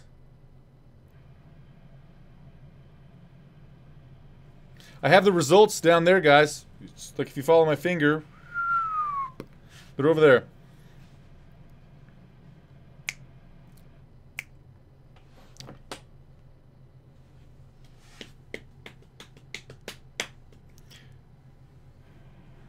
Okay, Francis Ngannou, second most finishes since 2015 in the heavyweight division at 6. 5th shortest average fight time in heavyweight history at 7 minutes and 5 seconds. I didn't catch the last thing. I'll rewind it. Finished all 11 victories by KO or TKO. Dom Cruz is talking about how Francis Ngannou now knows that he has a hole in his game, which was the wrestling shown to him by Stipe Miocic in his last fight. I believe it was at, like, what, UFC 220? Something like that. All right, tail of the tape.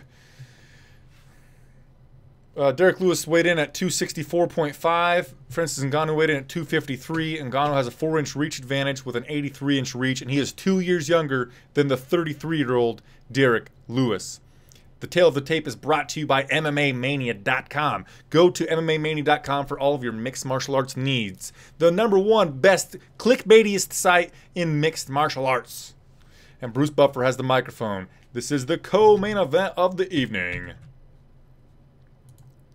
Thank you for subscribing, Ignacio Cristostomo. At least, thanks for the subscription, for subscribing, Ignacio. Appreciate it. Sorry I got your name so wrong. I'm a dude. I'm a turd.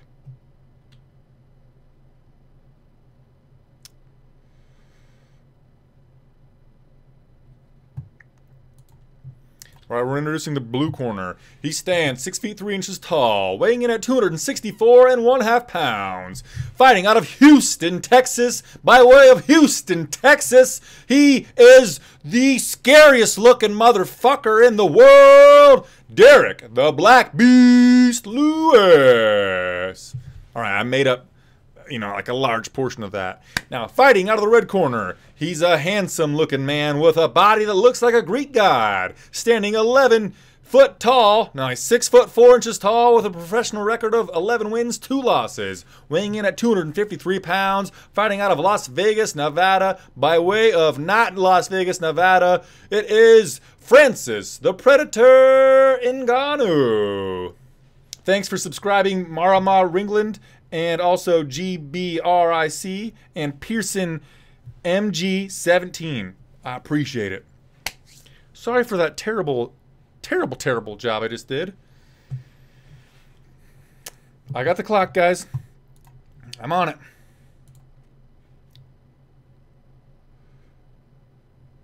All right, our referee is Herbis Dinas, our referee is.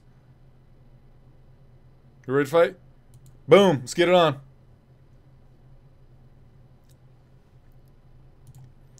Derek Lewis takes the center of the cage. He's kind of stands flat-footed like usual. He is in the orthodox stance. Francis the Predator is in the southpaw stance currently, moving to his right with his fingers kind of outstretched. He's going to paw at the lead hand of Derek Lewis. We said there would be no respect, but right now there seems to be respect. Derek Lewis is just kind of eyeing Francis down. Francis kind of came with a jab, but his fingers are outstretched, so he's going to need to watch that. Right high kick miss from Derek Lewis. He resets. Francis Ngannou is now the guy controlling the center of the octagon as Derek Lewis moves on the edge of the double stripes back and to his right. And Joe Rogan saying that Ngannou's showing a lot of patience. He's sizing Lewis up. Both guys are very patient. The crowd is growing bored. They're being impatient here. They're grumbling. Ngannou is switching from orthodox to southpaw. He hasn't done anything yet, though. Thanks for subscribing, Martin Jory. A right hand landed on the head of Ngannou from Lewis.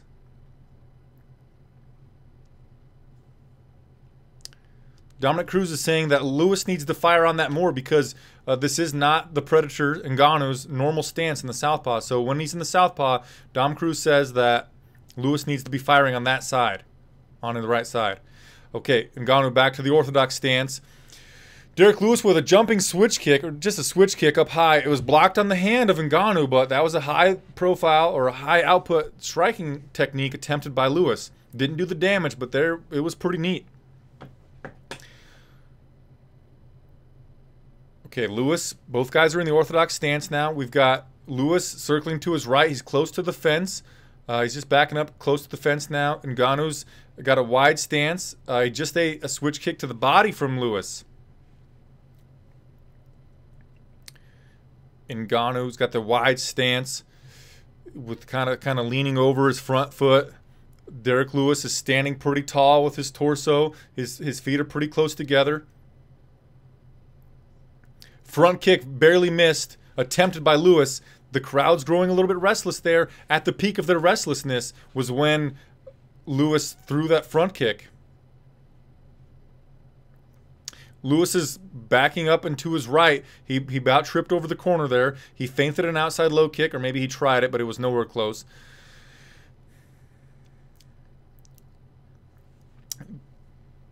The Predator, Ngannou, is feinting with a jab, but he's just holding his right hand high and close to his face. He's doing some pawing with his left hand, but not much else. And Lewis is kind of standing flat-footed. Lewis came with a overhand like to the chest of Ngannou that didn't find the range on it. Ngannou moved away from it. It was a cross, but it had like an upward and then downward trajectory, kind of had ellipse to it. Okay, Ngannou has his back to the center of the cage. We are past the center, the double stripes. A body kick landed for Lewis, and they got in tight. Ngannou had double underhooks for a second there, but he decided to just shuck Lewis off. A stepping in jab found some range for Ngannou, but it didn't land. It just was like right in front of the face of Lewis.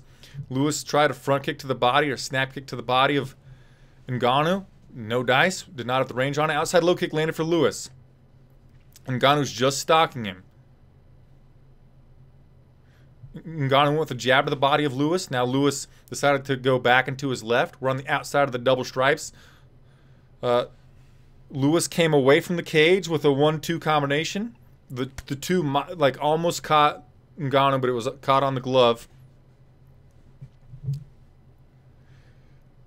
Lewis came in with a jab, parried by Ngannou. Ngannou's moving back into his left. The crowd's just growing impatient again. They're grumbling. We're right on the edge of the double stripe. Lewis is now moving to his right. He faked a lead left hook that got Ngannou to back away, but it didn't do anything. Now Lewis is back into his left. That switch kick again went high for Lewis, but blocked on the arm of Ngannou. And Joe Rogan's commenting on the high switch kick from Lewis and how such a big guy can pull that off. And he's not going to have an issue with the gas tank if Ngannou's not going to throw anything. Nothing. Weird. That was a weird round.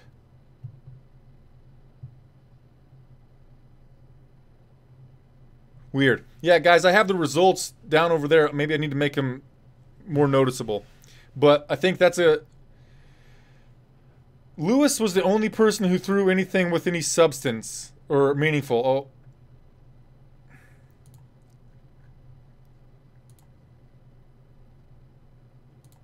There we go.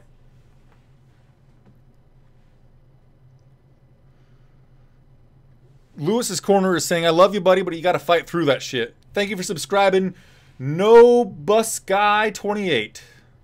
Or Noob US Guy 28. Yeah, I think that clearly the first round was scored in favor of Lewis because he's the only person that threw anything that had like any meaning on it at all. Lewis barely did anything.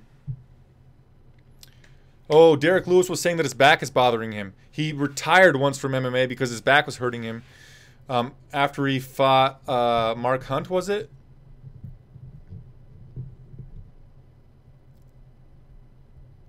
So anyway, that's what Lewis's coach was telling him that he needed to fight through.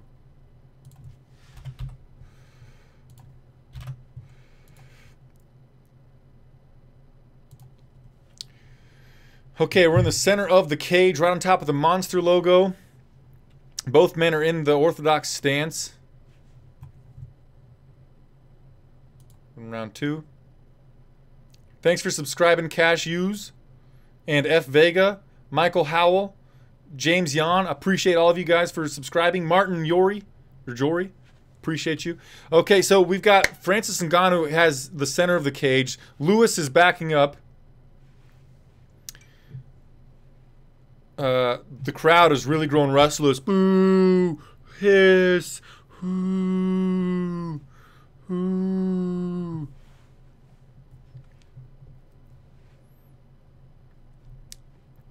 Ngannou is 2 of 10 with his strikes right now. Right high kick off of the arm of Ngannou, attempted by Lewis. Thank you for donating money. $2 donation from Neil Cullen. Thanks, buddy. Appreciate it. That's awesome. I really appreciate that. That's fucking amazing. Okay. So we've got people in the crowd who are lighting their phones up like it's a concert and just kind of waving them around as the crowd is boo hissing. Not a lot happening here, guys. Not a lot of commentary to do. Overhand right, caught Ngannou from Lewis, and then they clinch up, and Lewis was going to go for a takedown attempt. No dice. Ngannou circled off away from the cage. Ngannou's now walking forward. Lewis is on the outside of the double stripes. He's got 1 foot inside of the double. Now he's on the outside, and Ngannou is on the inside of the double stripe. Lewis is moving back and to his left. A jab, big right hand missed from Lewis, but if that would have landed, I'd had a lot of mustard on it. Francis Ngannou's doing some of this. The crowd is chanting fight, fight, fight, fight, fight, fight.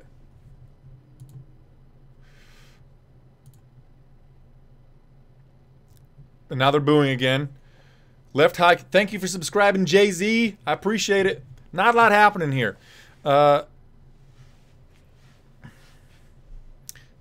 switched to southpaw for a moment here.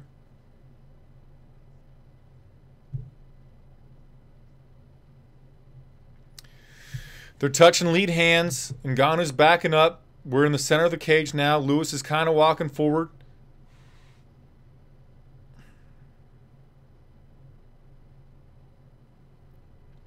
Dom Cruz says that he thinks Ngannou's going to pick it up in the third.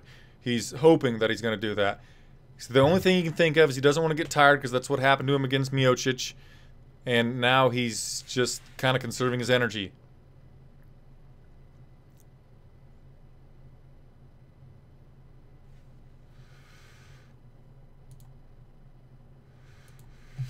What's up, Ty L? Thanks for being here, dude.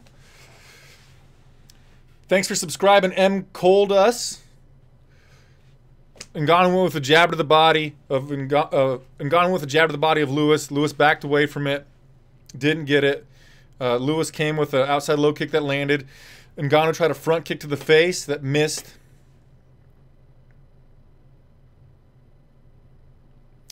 Herb Dean calls time. He brings the guys in close, and he's like, "Hey, you guys need to engage.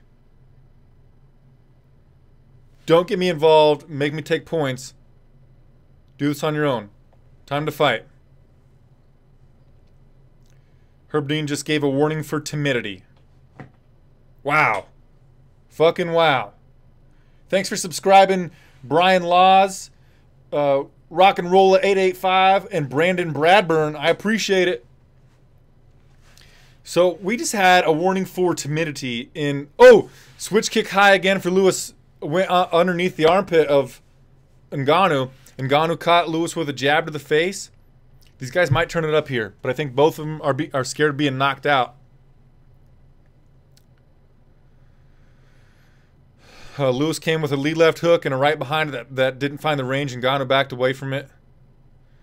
Ngannou's using more movement now, but he's not really throwing anything new. Ngannou ate a right kick to the body. Ngannou with a jab didn't find the range on it. Ngannou's moving a lot of footwork, using a lot of footwork and movement here, shifting his shoulders. He changes stance to the southpaw stance again, and the crowd's booing. Right high kick missed from Lewis, and that's the end of the round. Lewis is holding his hip like his back hurts again. The crowd is really booing. The crowd is letting them have it. Let's get ready for round 3. I'm gonna give the second round to Lewis, I guess.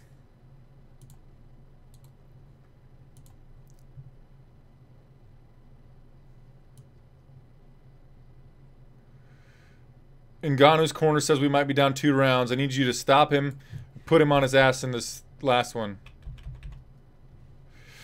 Thanks for subscribing, Donald Hackenbury, Mohaded Al-Sarheed. I apologize for messing up your name. Grant Cohen and BYW Wrestling. I appreciate you guys a lot. Namaste. Let me get the clock ready.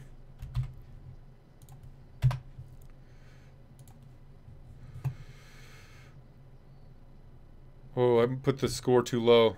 You get it, right? All right, here we go.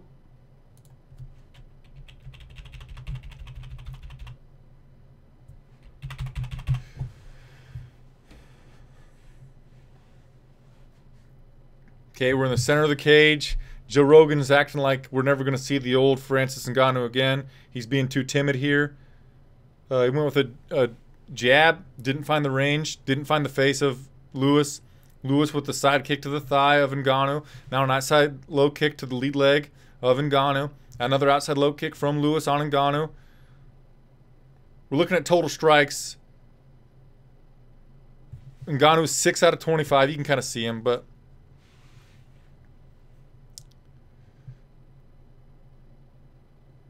the crowd is still booing. And Joe Rogan is talking about how Ngannou is not doing anything different. He's not changing. He has not changed his approach.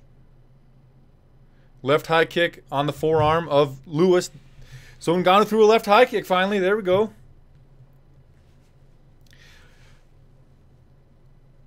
You know, when I get the stream ready, I sometimes will put the scorecard in the position that it needs to be already.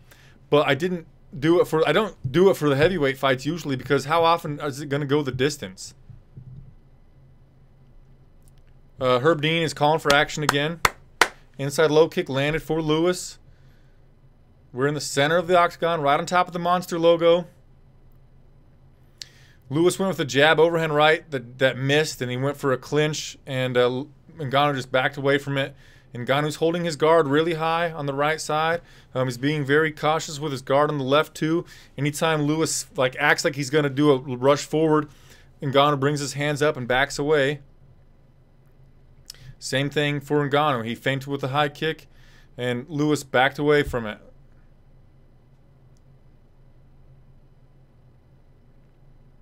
Snap kick to the chest, missed from Ngannou.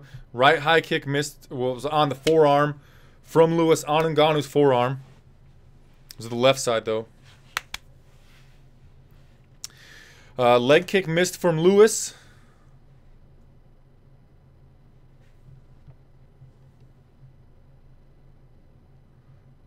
Right kick to the body from Ngannou went underneath the left armpit, or the left armpit of Lewis.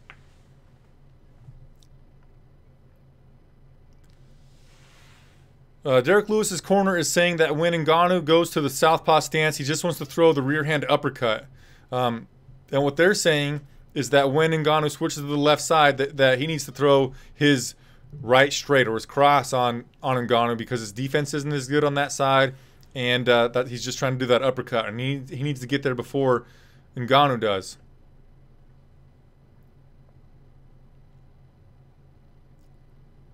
Lewis with a flurry came in. They clinched up for a second, and Ngannou tried to counter with a short right hook. The crowd's not even making boos anymore. Ngannou went with a wide lead left hook that did not find the range.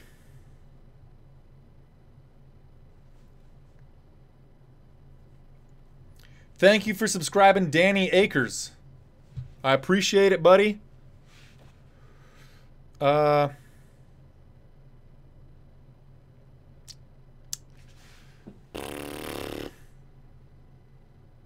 Joe Rogan says this is going to be the weirdest decision ever. Look at the stats right here, guys. Look at those stats. You would think that we're only looking at round 3 stats. No. Those are entire fight stats. Left high kick attempted by Ngannou, ducked under by Lewis.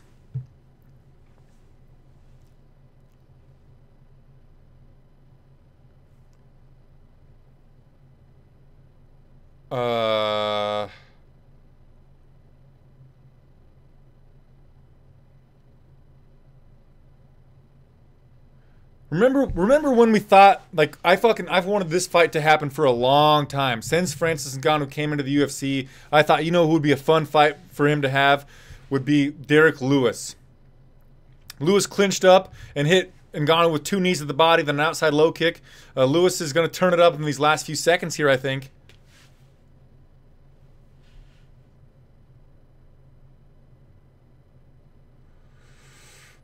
Left kick to the body landed for Lewis. Right kick to the body missed from Ngannou. Right outside low kick landed for Lewis on Ngannou. And that's the end of the fight. As I was saying, I've wanted this fight to happen for a long fucking time. And I thought, there's no way that could be a boring battle, right?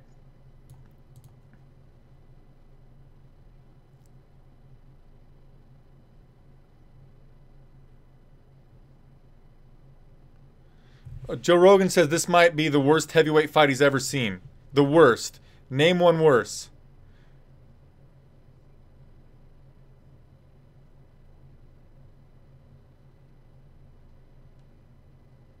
Weird. Joe Rogan says he thinks that Francis Ngannou needs a sports psychologist.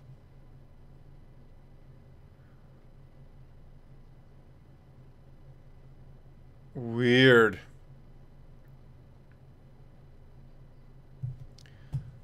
Weird.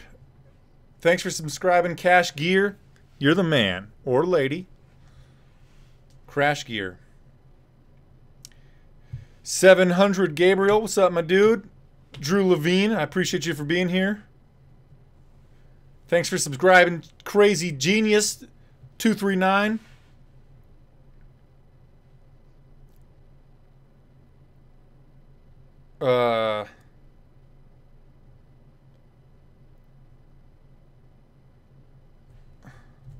Official decision brought to you mercifully, says John Anik.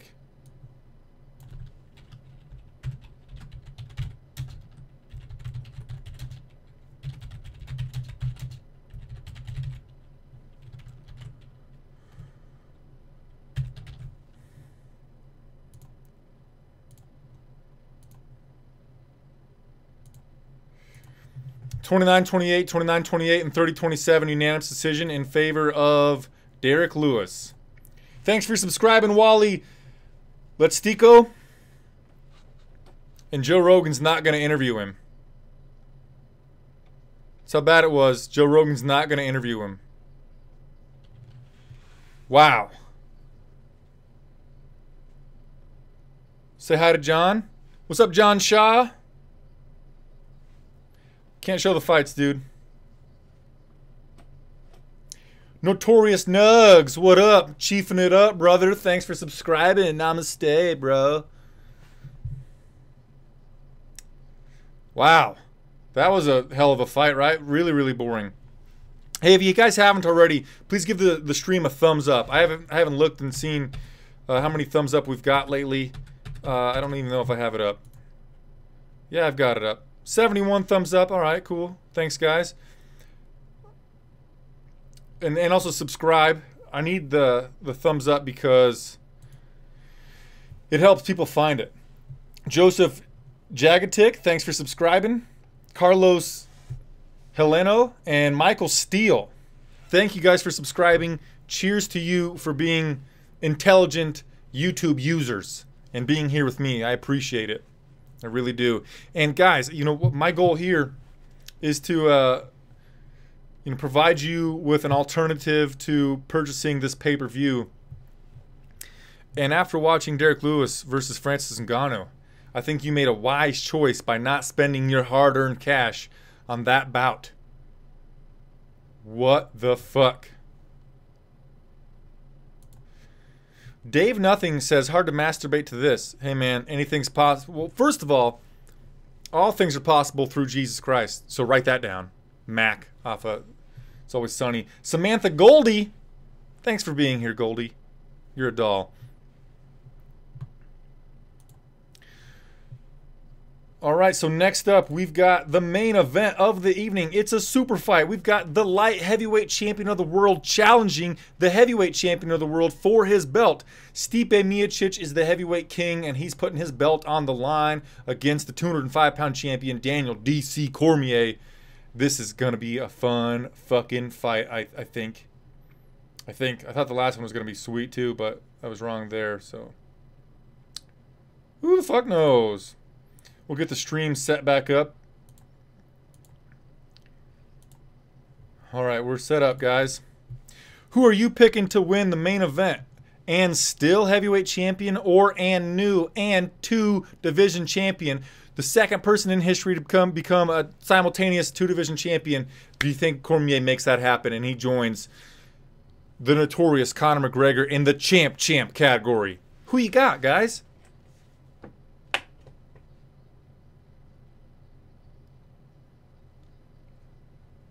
Stipe ruined that guy forever, says Ride or Die, referring to Francis Ngannou. Maybe. As Joe Rogan says, he needs a sports psychologist, not a trainer.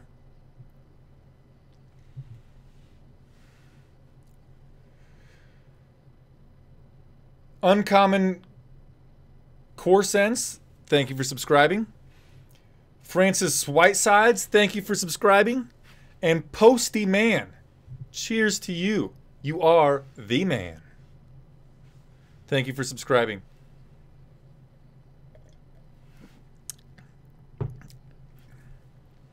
Thanks again for the donation, Neil. I appreciate that a whole lot.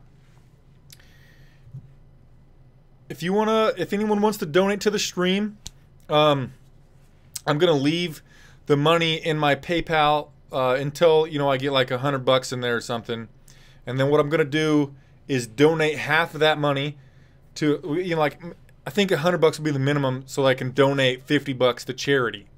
I'll do a stream like this where we're just gonna chat about fights, you and I together, and we'll choose a charity that we'll donate the money to, and the rest of it, I'm gonna use to buy a new microphone. So I know that I should donate all of it after I get the new microphone. If we continue on with making money on the stream, then I will donate 100% of the funds. Brian Martin says, and new bitches. Bardo Rodriguez says, fuck DC. And I'm not begging for money either. Just saying, like, what I'll do with it. I want a new microphone. I'm using a Blue Yeti. It's a USB microphone, and I want to go with an XLR and a soundboard style microphone. A condenser mic. Not a condenser mic, a dynamic mic. Fuck charity, buy beer. Huh. Cormier's a dead man walking, says Ride or Die. Jeremy James says Stipe for the win. Lucas Rose, DC all the way. Samantha Goldie, DC going down. D Combs, Stipe knocks out. Thank you for the donation, Andre Nuyens. Thank you. Thanks, buddy. I appreciate it. All in for charity. And I will do it. Right now, there's like $24 in my PayPal from charity. There was 20 now because of Cullen and you, Andre. We got 24. 700 Gabriel says, fuck DC's a crying baby. Neil Cullen. Appreciate you guys. Dave Peterson says DC knocked out Silva. No, he didn't. No, he didn't. They went to a decision. DC won like 30-25. Team VIP 99. Thanks so much for subscribing. Guys, we're going to get close to that 5,000. We might get to 4,500 by the end of the night. Let's get there, buddies. 19 more. All we need is 19 more subscribers and we'll get to 4,500.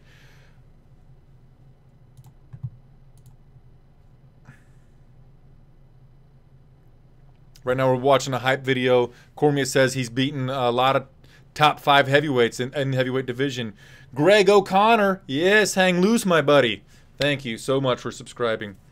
We're looking at the big right hands land for Cormier on Dan Henderson, and then on Gustafsson. Then the big high volume takedowns against Gustafsson. Now we're watching Stipe Miocic, his fall away right hand that connected on Verdum to make him the heavyweight champion of the world. Now he's knocking out Junior Dos Santos. Now he's raising his fist, saying, hell yeah. Thank you, Matthew Penix. You rule, buddy. Oh, Bigfoot Silva. But somebody said Anderson, right? Excuse me. Right, sorry, MMA Knowledge. Justin Fry, thanks so much for subscribing. DC's walking out right now, says, yes, here comes Daniel Cormier. Blue corner entrance.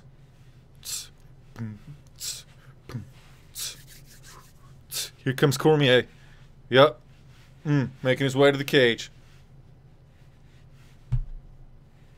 What's up with this?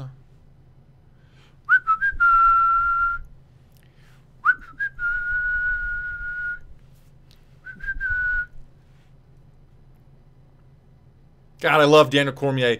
Guys, I know I should be impartial on this stream, but I'm not going to be. I am a fan of Daniel Cormier. His jovial demeanor, how he's got this fucking infectious zest for life. He's this happy dude, even though he's lost to John Jones twice, got knocked out. He's still such a happy person. He's a fantastic commentator when he's in the booth with Joe Rogan. He's my favorite fucking commentator. I like him more than Joe Rogan. I like that he's this chubby fat guy that's fucking one of the greatest fighters to ever do the damn thing in the world.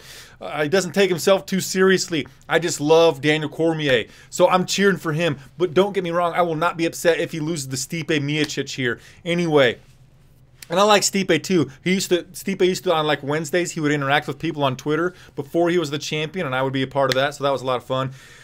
Anyway, Daniel Cormier, he is the UFC light heavyweight champion. He is undefeated at heavyweight in his mixed martial arts career. He's a two-time Olympic wrestler in 2004 and 2008, and he is in the Flyin Brian J prep point. He takes off his pants to reveal his gray wrestling trunks. They're the tight ones, tight to his thighs, and he's taking off his old man Carl Winslow double shirt, hiking his pants up to his belly button, getting some water put on his mouthpiece, and he puts it in his mouth. So far tonight, we saw Lewis defeat Ngannou via really boring decision. Platinum Mike Perry and Paul Felder put on a fucking really entertaining scrap where Perry won, I believe, the second and third rounds. Before that, Anthony Pettis, right straight, dropped Michael Chiesa, went for a guillotine choke, didn't get it, switched it to a triangle attempt and then to an armbar, got the finish in round number 2. And before that, Roundtree, Khalil Roundtree Jr. knocked out Gokhan Saki in what do we decide? Like a minute 1 or 59 seconds? Minute 19? I can't remember. Very early, Khalil Roundtree knocked out Gokhan Saki with a counter. Was it a left straight? A counter left straight when it was a counter to a leg kick.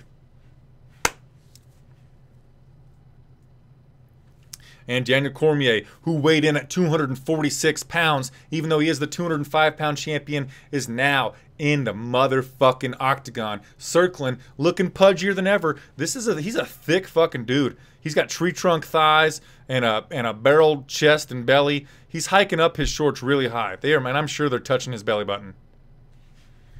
Funny. Two Strains Tea with the donation of $1.99. Thank you, Two Strains Tea. Oh, shit. Yeah, buddy. Thank you so much for that. Thanks, Tef Maje. Two Strains Tea donated $1.99 to the stream. Yes, thank you. Yeah, Saki did get humbled. Saki is now 1-2 in his mixed martial arts career. Dedrick Stringfield, I appreciate you for subscribing. This dude don't know how to call the fight, says Steezy Wanda.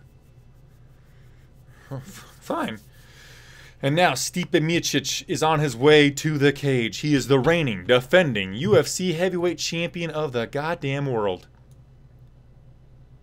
And he's walking out to... who is he? What?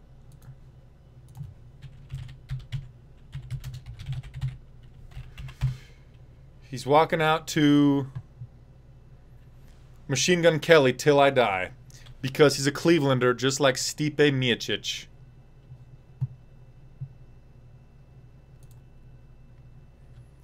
Thank you for subscribing, Timmy Enlex and Gonzalo Romero. Yes. Only 9 more to 4,500 on the night. Or like total, but we're getting there. Yeah. Stipe Miocic making his way to the cage. Looking calm. Got the backward cap on. Chewing his gum. Got a nice looking beard happening. God, he looks calm. Like scarily calm. If a big motherfucker like that walked at you and you knew you were going to fight him, I'd shit my britches, brother. Dog is my co-pirate. Thanks for subscribing, dude.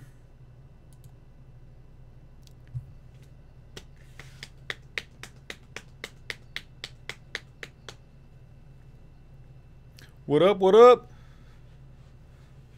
Thanks, Tissalon Tyson. I appreciate you. Take a hike subbed. Yeah, thanks, brother. All right, Stipe Miocic taking off his shorts. Or not his shorts, his pants and his shirt. He's got a necklace on too. We'll have to get rid of that. He's in the Flyin Brian J prep point. He takes off his necklace. Oh, it's a cross necklace. He kisses it. He does the Sammy Sosa thing. I don't know what it means. He's not hugging his team. He just fives them. Or tens them. And he gave his gum to his buddy. He's taking his mouthpiece out of his pocket or out of his shorts. Put it in his mouth. Got the water in. Rinsing it around. He's going to swallow it. He showed the guy his mouthpiece.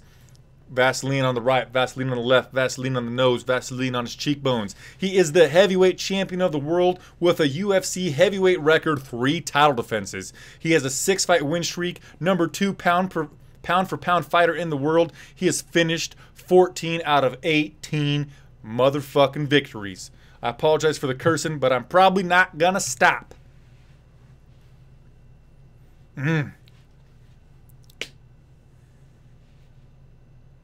Michael J, this guy means business. Machine Gun Kelly's in the crowd flexing. He's the skinniest guy that I've ever seen flex. I'm sure of it. All right, Miocic is inside the octagon. Let me get my clock ready for you dudes. Oh, shit. Here comes, y'all. Here fucking comes.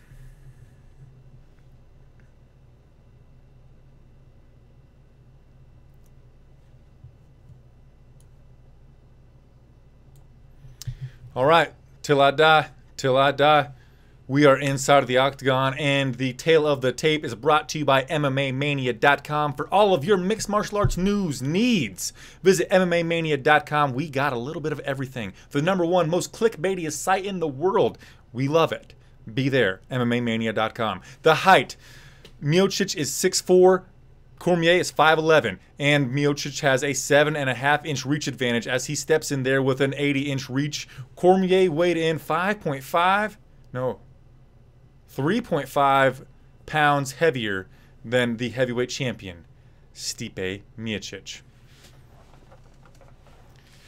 Bruce Buffer says, this fight is brought to you by mma-mania.com with commissioners Tommy Myers, Andrew Pearson, and Chase Hartz. The judges octagon side are Dave Hagen, Chris Lee, and Glenn Trowbridge. Our referee in charge of the octagon is Mark Goddard. This bout is once again sponsored by mma-mania.com. Cusson motherfucker says uncommon core sense. Don't forget to subscribe. We need 2 more. There we go. Byron Clayton Sr. Thank you, buddy. All right. Bruce Buffer's still just doing some goddamn advertisements to us. And now, this is the moment UFC fans watching around the world have been waiting for.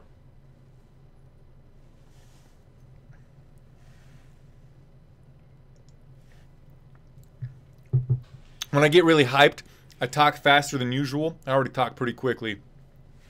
But Buffer talk so slow. But it's time! 5 rounds in the UFC heavyweight division.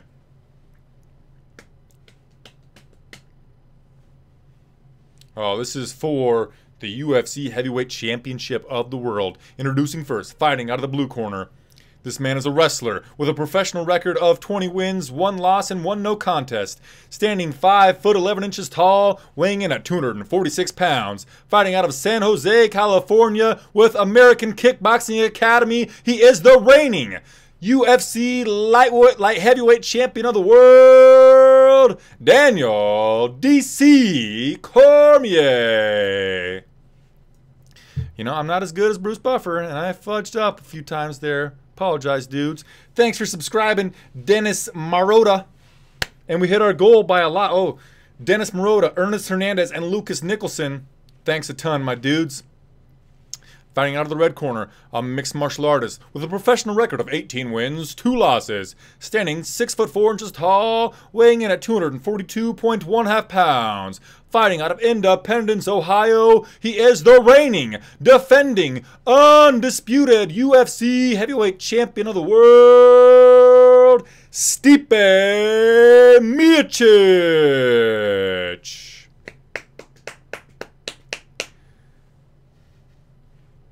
Miocic.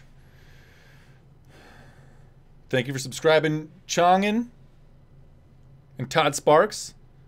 And they shake hands in the center of the octagon. Mark Goddard says, I want you to listen to me at all times. When I say stop, you stop. Touch gloves. And they shake hands. And here we go. I got the clock ready, dudes and gals. Service is currently unavailable. I got to focus on the clock right now, guys.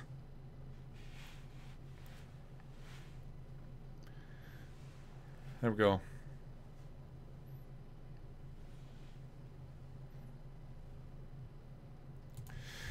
Here we go. They meet in the center of the cage. They hit gloves again. We got both guys in the orthodox stance. Stipe Miocic is in the black board shorts with the gold lettering.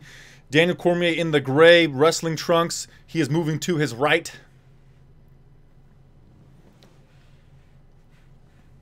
Cormier is the one pressing forward. Cormier is moving back and to his right. Cormier is on the outside of the double stripe.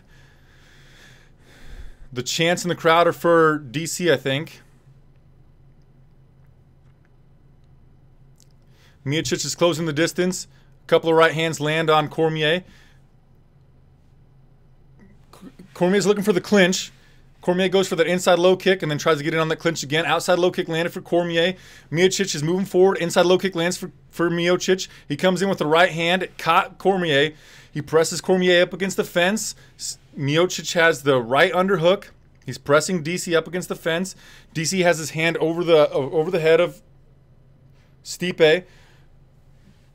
Stipe got Cormier to the ground. Stipe's got Cormier's back. He's looking for some uppercuts in this clinch position. Stipe's pressing Cormier up against the fence. Cruz is talking about how Stipe looks stronger than Cormier right now.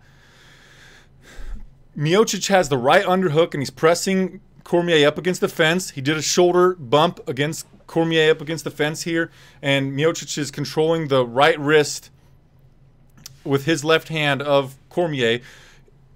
Miocic is pressing DC up against the fence with the right underhook. Mark Goddard is calling for some action. Left knee to the body lands for Miocic. Now Stipe chants in the crowd. Cormier's trying to push Miocic's head away. He hit him with a couple of peppering head shots, a couple of peppering body shots. Miocic is controlling the wrist of Cormier. He let go of it. Knee to the face landed for Miocic. Miocic is pressing Cormier up against the fence. A 1-2 landed for Miocic on Cormier. Cormier landed his own right hand on Miocic. A jab landed for Cormier. Miocic is still the one pressuring. We're separated. Miocic is walking Cormier down. Goddard is warning Cormier about the extended fingers. Miocic come in with a 1-2 combination that didn't land. Knee to the body attempted from Miocic, and he presses Cormier up against the fence again. He's got the right underhook. He's got Cormier up against the fence. He's looking for the wrist control again. Cormier reverses the position. He's got the left underhook, and he presses Miocic up against the fence. Knee to the body from Miocic lands on the body of Cormier, and they separate. Now we're back into the center of the cage here. Goddard is warning Cormier about the extended fingers. A jab landed from Cormier. Outside leg kick landed from Cormier. Miocic lands an inside low kick, and he's the one pressing forward. Cormier's leading with both hands like this. Outside low kick attempted from Cormier, checked by Miocic. Miocic was moving forward, and Cormier went with the jab, but Stipe got his head right out of the way of it.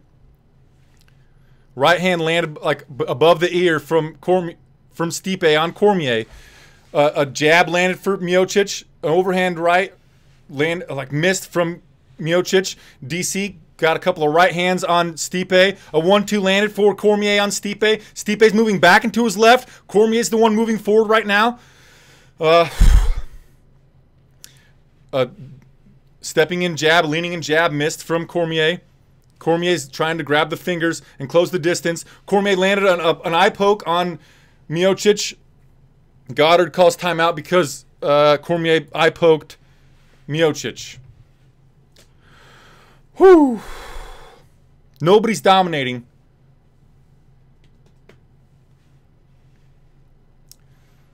Thank you for subscribing, D. Combs. Cormier flicked a jab out there from the southpaw stance, and he just flicked his fingers right into the eye of Miocic. We got the action back going now.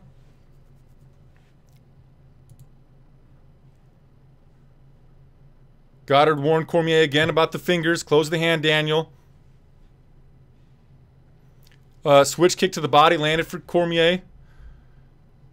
Low kick landed for Miocic as Cormier tried a counter left hook but missed. The shot that landed was the low kick from Miocic. Miocic tried a couple of right hands. Cormier ducked and bobbed and weaved away from him.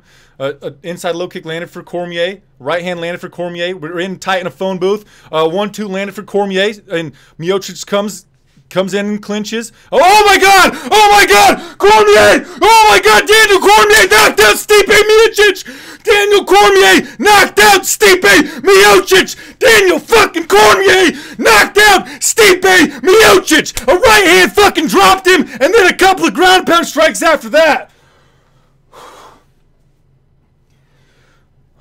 Holy shit!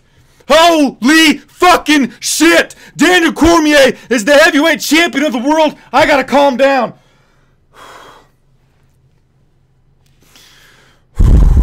I gotta calm down. I gotta calm the fuck down. Jesus Christ. What the fuck? Daniel Cormier just knocked out Stipe Miocic in the first fucking round. Woo! Yes! Woo! They were clinched up, and as they separate, a right hand, like a close right hook, drops Stipe. He had his hands down, and then just ground and pound strikes fucking sent him into the nether realm. They're in the clinch, a short right hook in the clinch, drops Stipe on his back, his legs go out from under him. Bam! He drops down, and Daniel Cormier rained down some ground and pound, just bouncing his fucking head off the canvas like he's a basketball player, even though he's a world-renowned wrestler. Woo! Grab to the clinch. Bam! Boo! Fucking jeez. I'm sorry. Sorry, guys. That's just the unadulterated response. I'm sorry. I apologize to the Miocic fans. I know that you're probably mad at me for that reaction. I apologize for that. Woo! Oh. Oh. I apologize, guys. Oh. Wow. Thanks for subscribing, Peter Jetson and Jared Penfield. I can't believe it. Oh. Oh.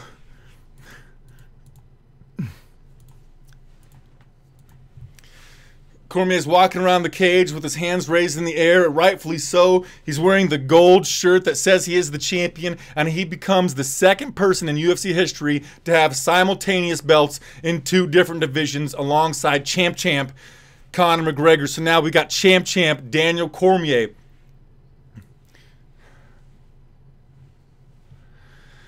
Whew.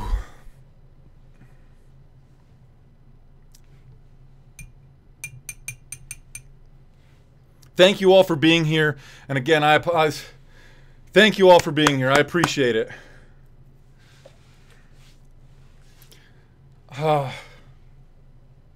Cheers, Ralph. And cheers, Daniel Cormier. Let's have a drink together.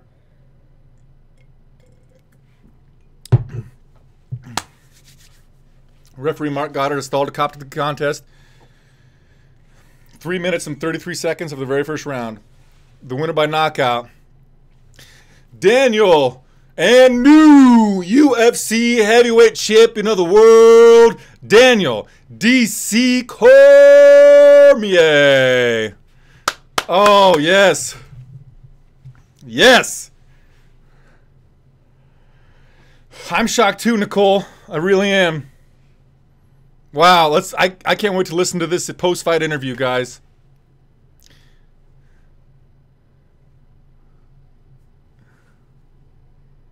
Joe Rogan says, how does that feel? Ah, Joe. I was a heavyweight for a long time. I left the division.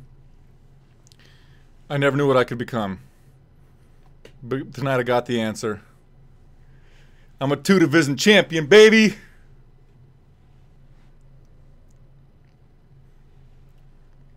And the way you want it. Let's take a look at it, DC. I'm speaking as Joe Rogan. You're in the clinch, and you connected with this picture-perfect right hand. Boom.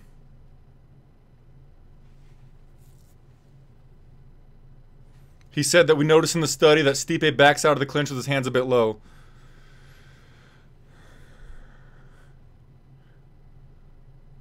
He said the reason I weighed so heavy yesterday was I've been knocking all my co-workers out, my training partners.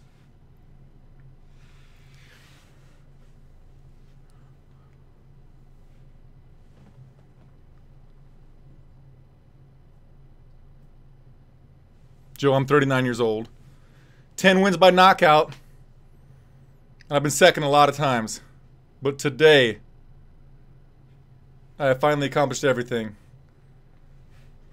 From crying in this very same octagon last year, almost a year to the day, to become the UFC heavyweight champion. Joe, it is the most amazing thing I've ever experienced. Now, Joe, let me get this microphone for a second. What do we got here? What do we got going on here? Listen to DC. Listen to DC. There's a guy that I've known for a long time. He's a wrestler. He's an All-American.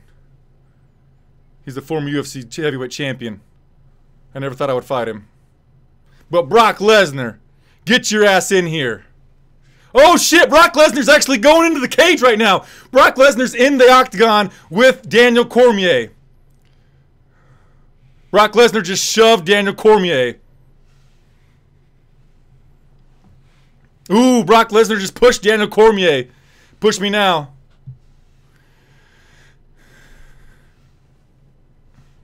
He said, Daniel Cormier says, push me now, you'll go to sleep later. I can't wait for Daniel Cormier to knock out that motherfucker Brock Lesnar. Fuck you, Brock Lesnar. Daniel Cormier's coming for that goddamn ass. Woo, how exciting is this? Daniel Cormier called out Brock Lesnar. Brock Lesnar marched into the octagon and he shoved Daniel Cormier. Now, Joe Rogan is with Brock Lesnar. Let me tell you something. This is Brock Lesnar.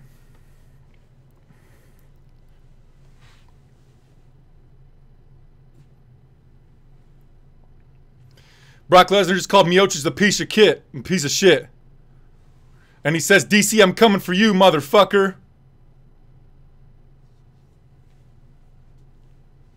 That's going to be the biggest payday in...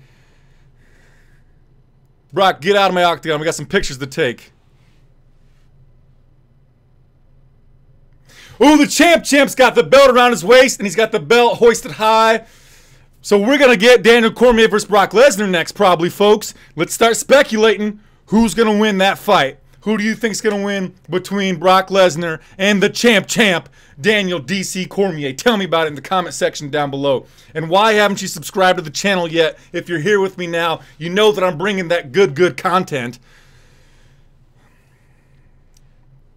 We'll see what else we're going to get.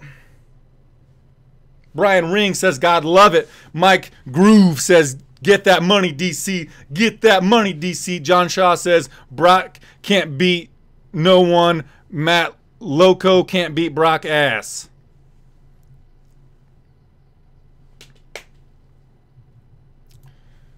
Woo. All right, so that's going to bring us to the end of the stream, I think.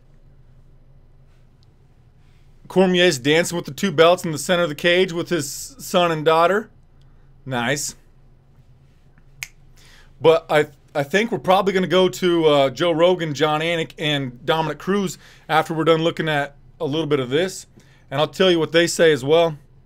Thanks, Daryl621, for subscribing. I appreciate it, buddy. McColdus says Lesnar rapes DC. Lesnar can't take a punch, dude. All he's got is wrestling, and Cormier's the best wrestler in the division. No way Brock Lesnar out-wrestles Daniel Cormier, especially if he's not juicing, man.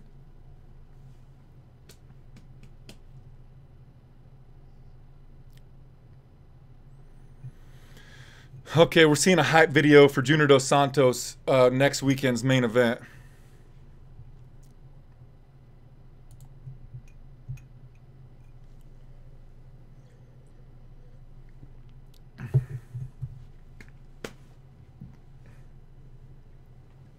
Well, I think that brings us to the end of the stream then. They're not going to show us what Joe Rogan has to say. I'm going to pause for a second. Chad Cheesemo says, what up, Chad Cheesemo? Thanks for subscribing. Devise Designs, LLC, and Jose Covarrubias. I'm going to close the stream out. Yeah, I'm going to take a little break, guys, and Muscle Jam music. Fat Chode. Chube.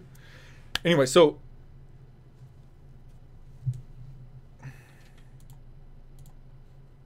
I'm going to close out the stream, and we're going to come back and do a post-fight show in about 10 minutes. So bear with me, guys. I'm going to try to calm myself down after that amazing performance from Daniel Cormier.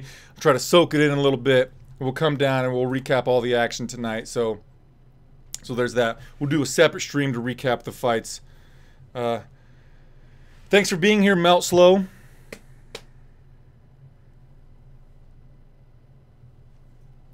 All right, I'm out, guys. See you later. Thanks for being here. I appreciate it. Thumb the video up. Subscribe to the channel. And I'll see you guys on the post-fight show in just a minute. Namaste.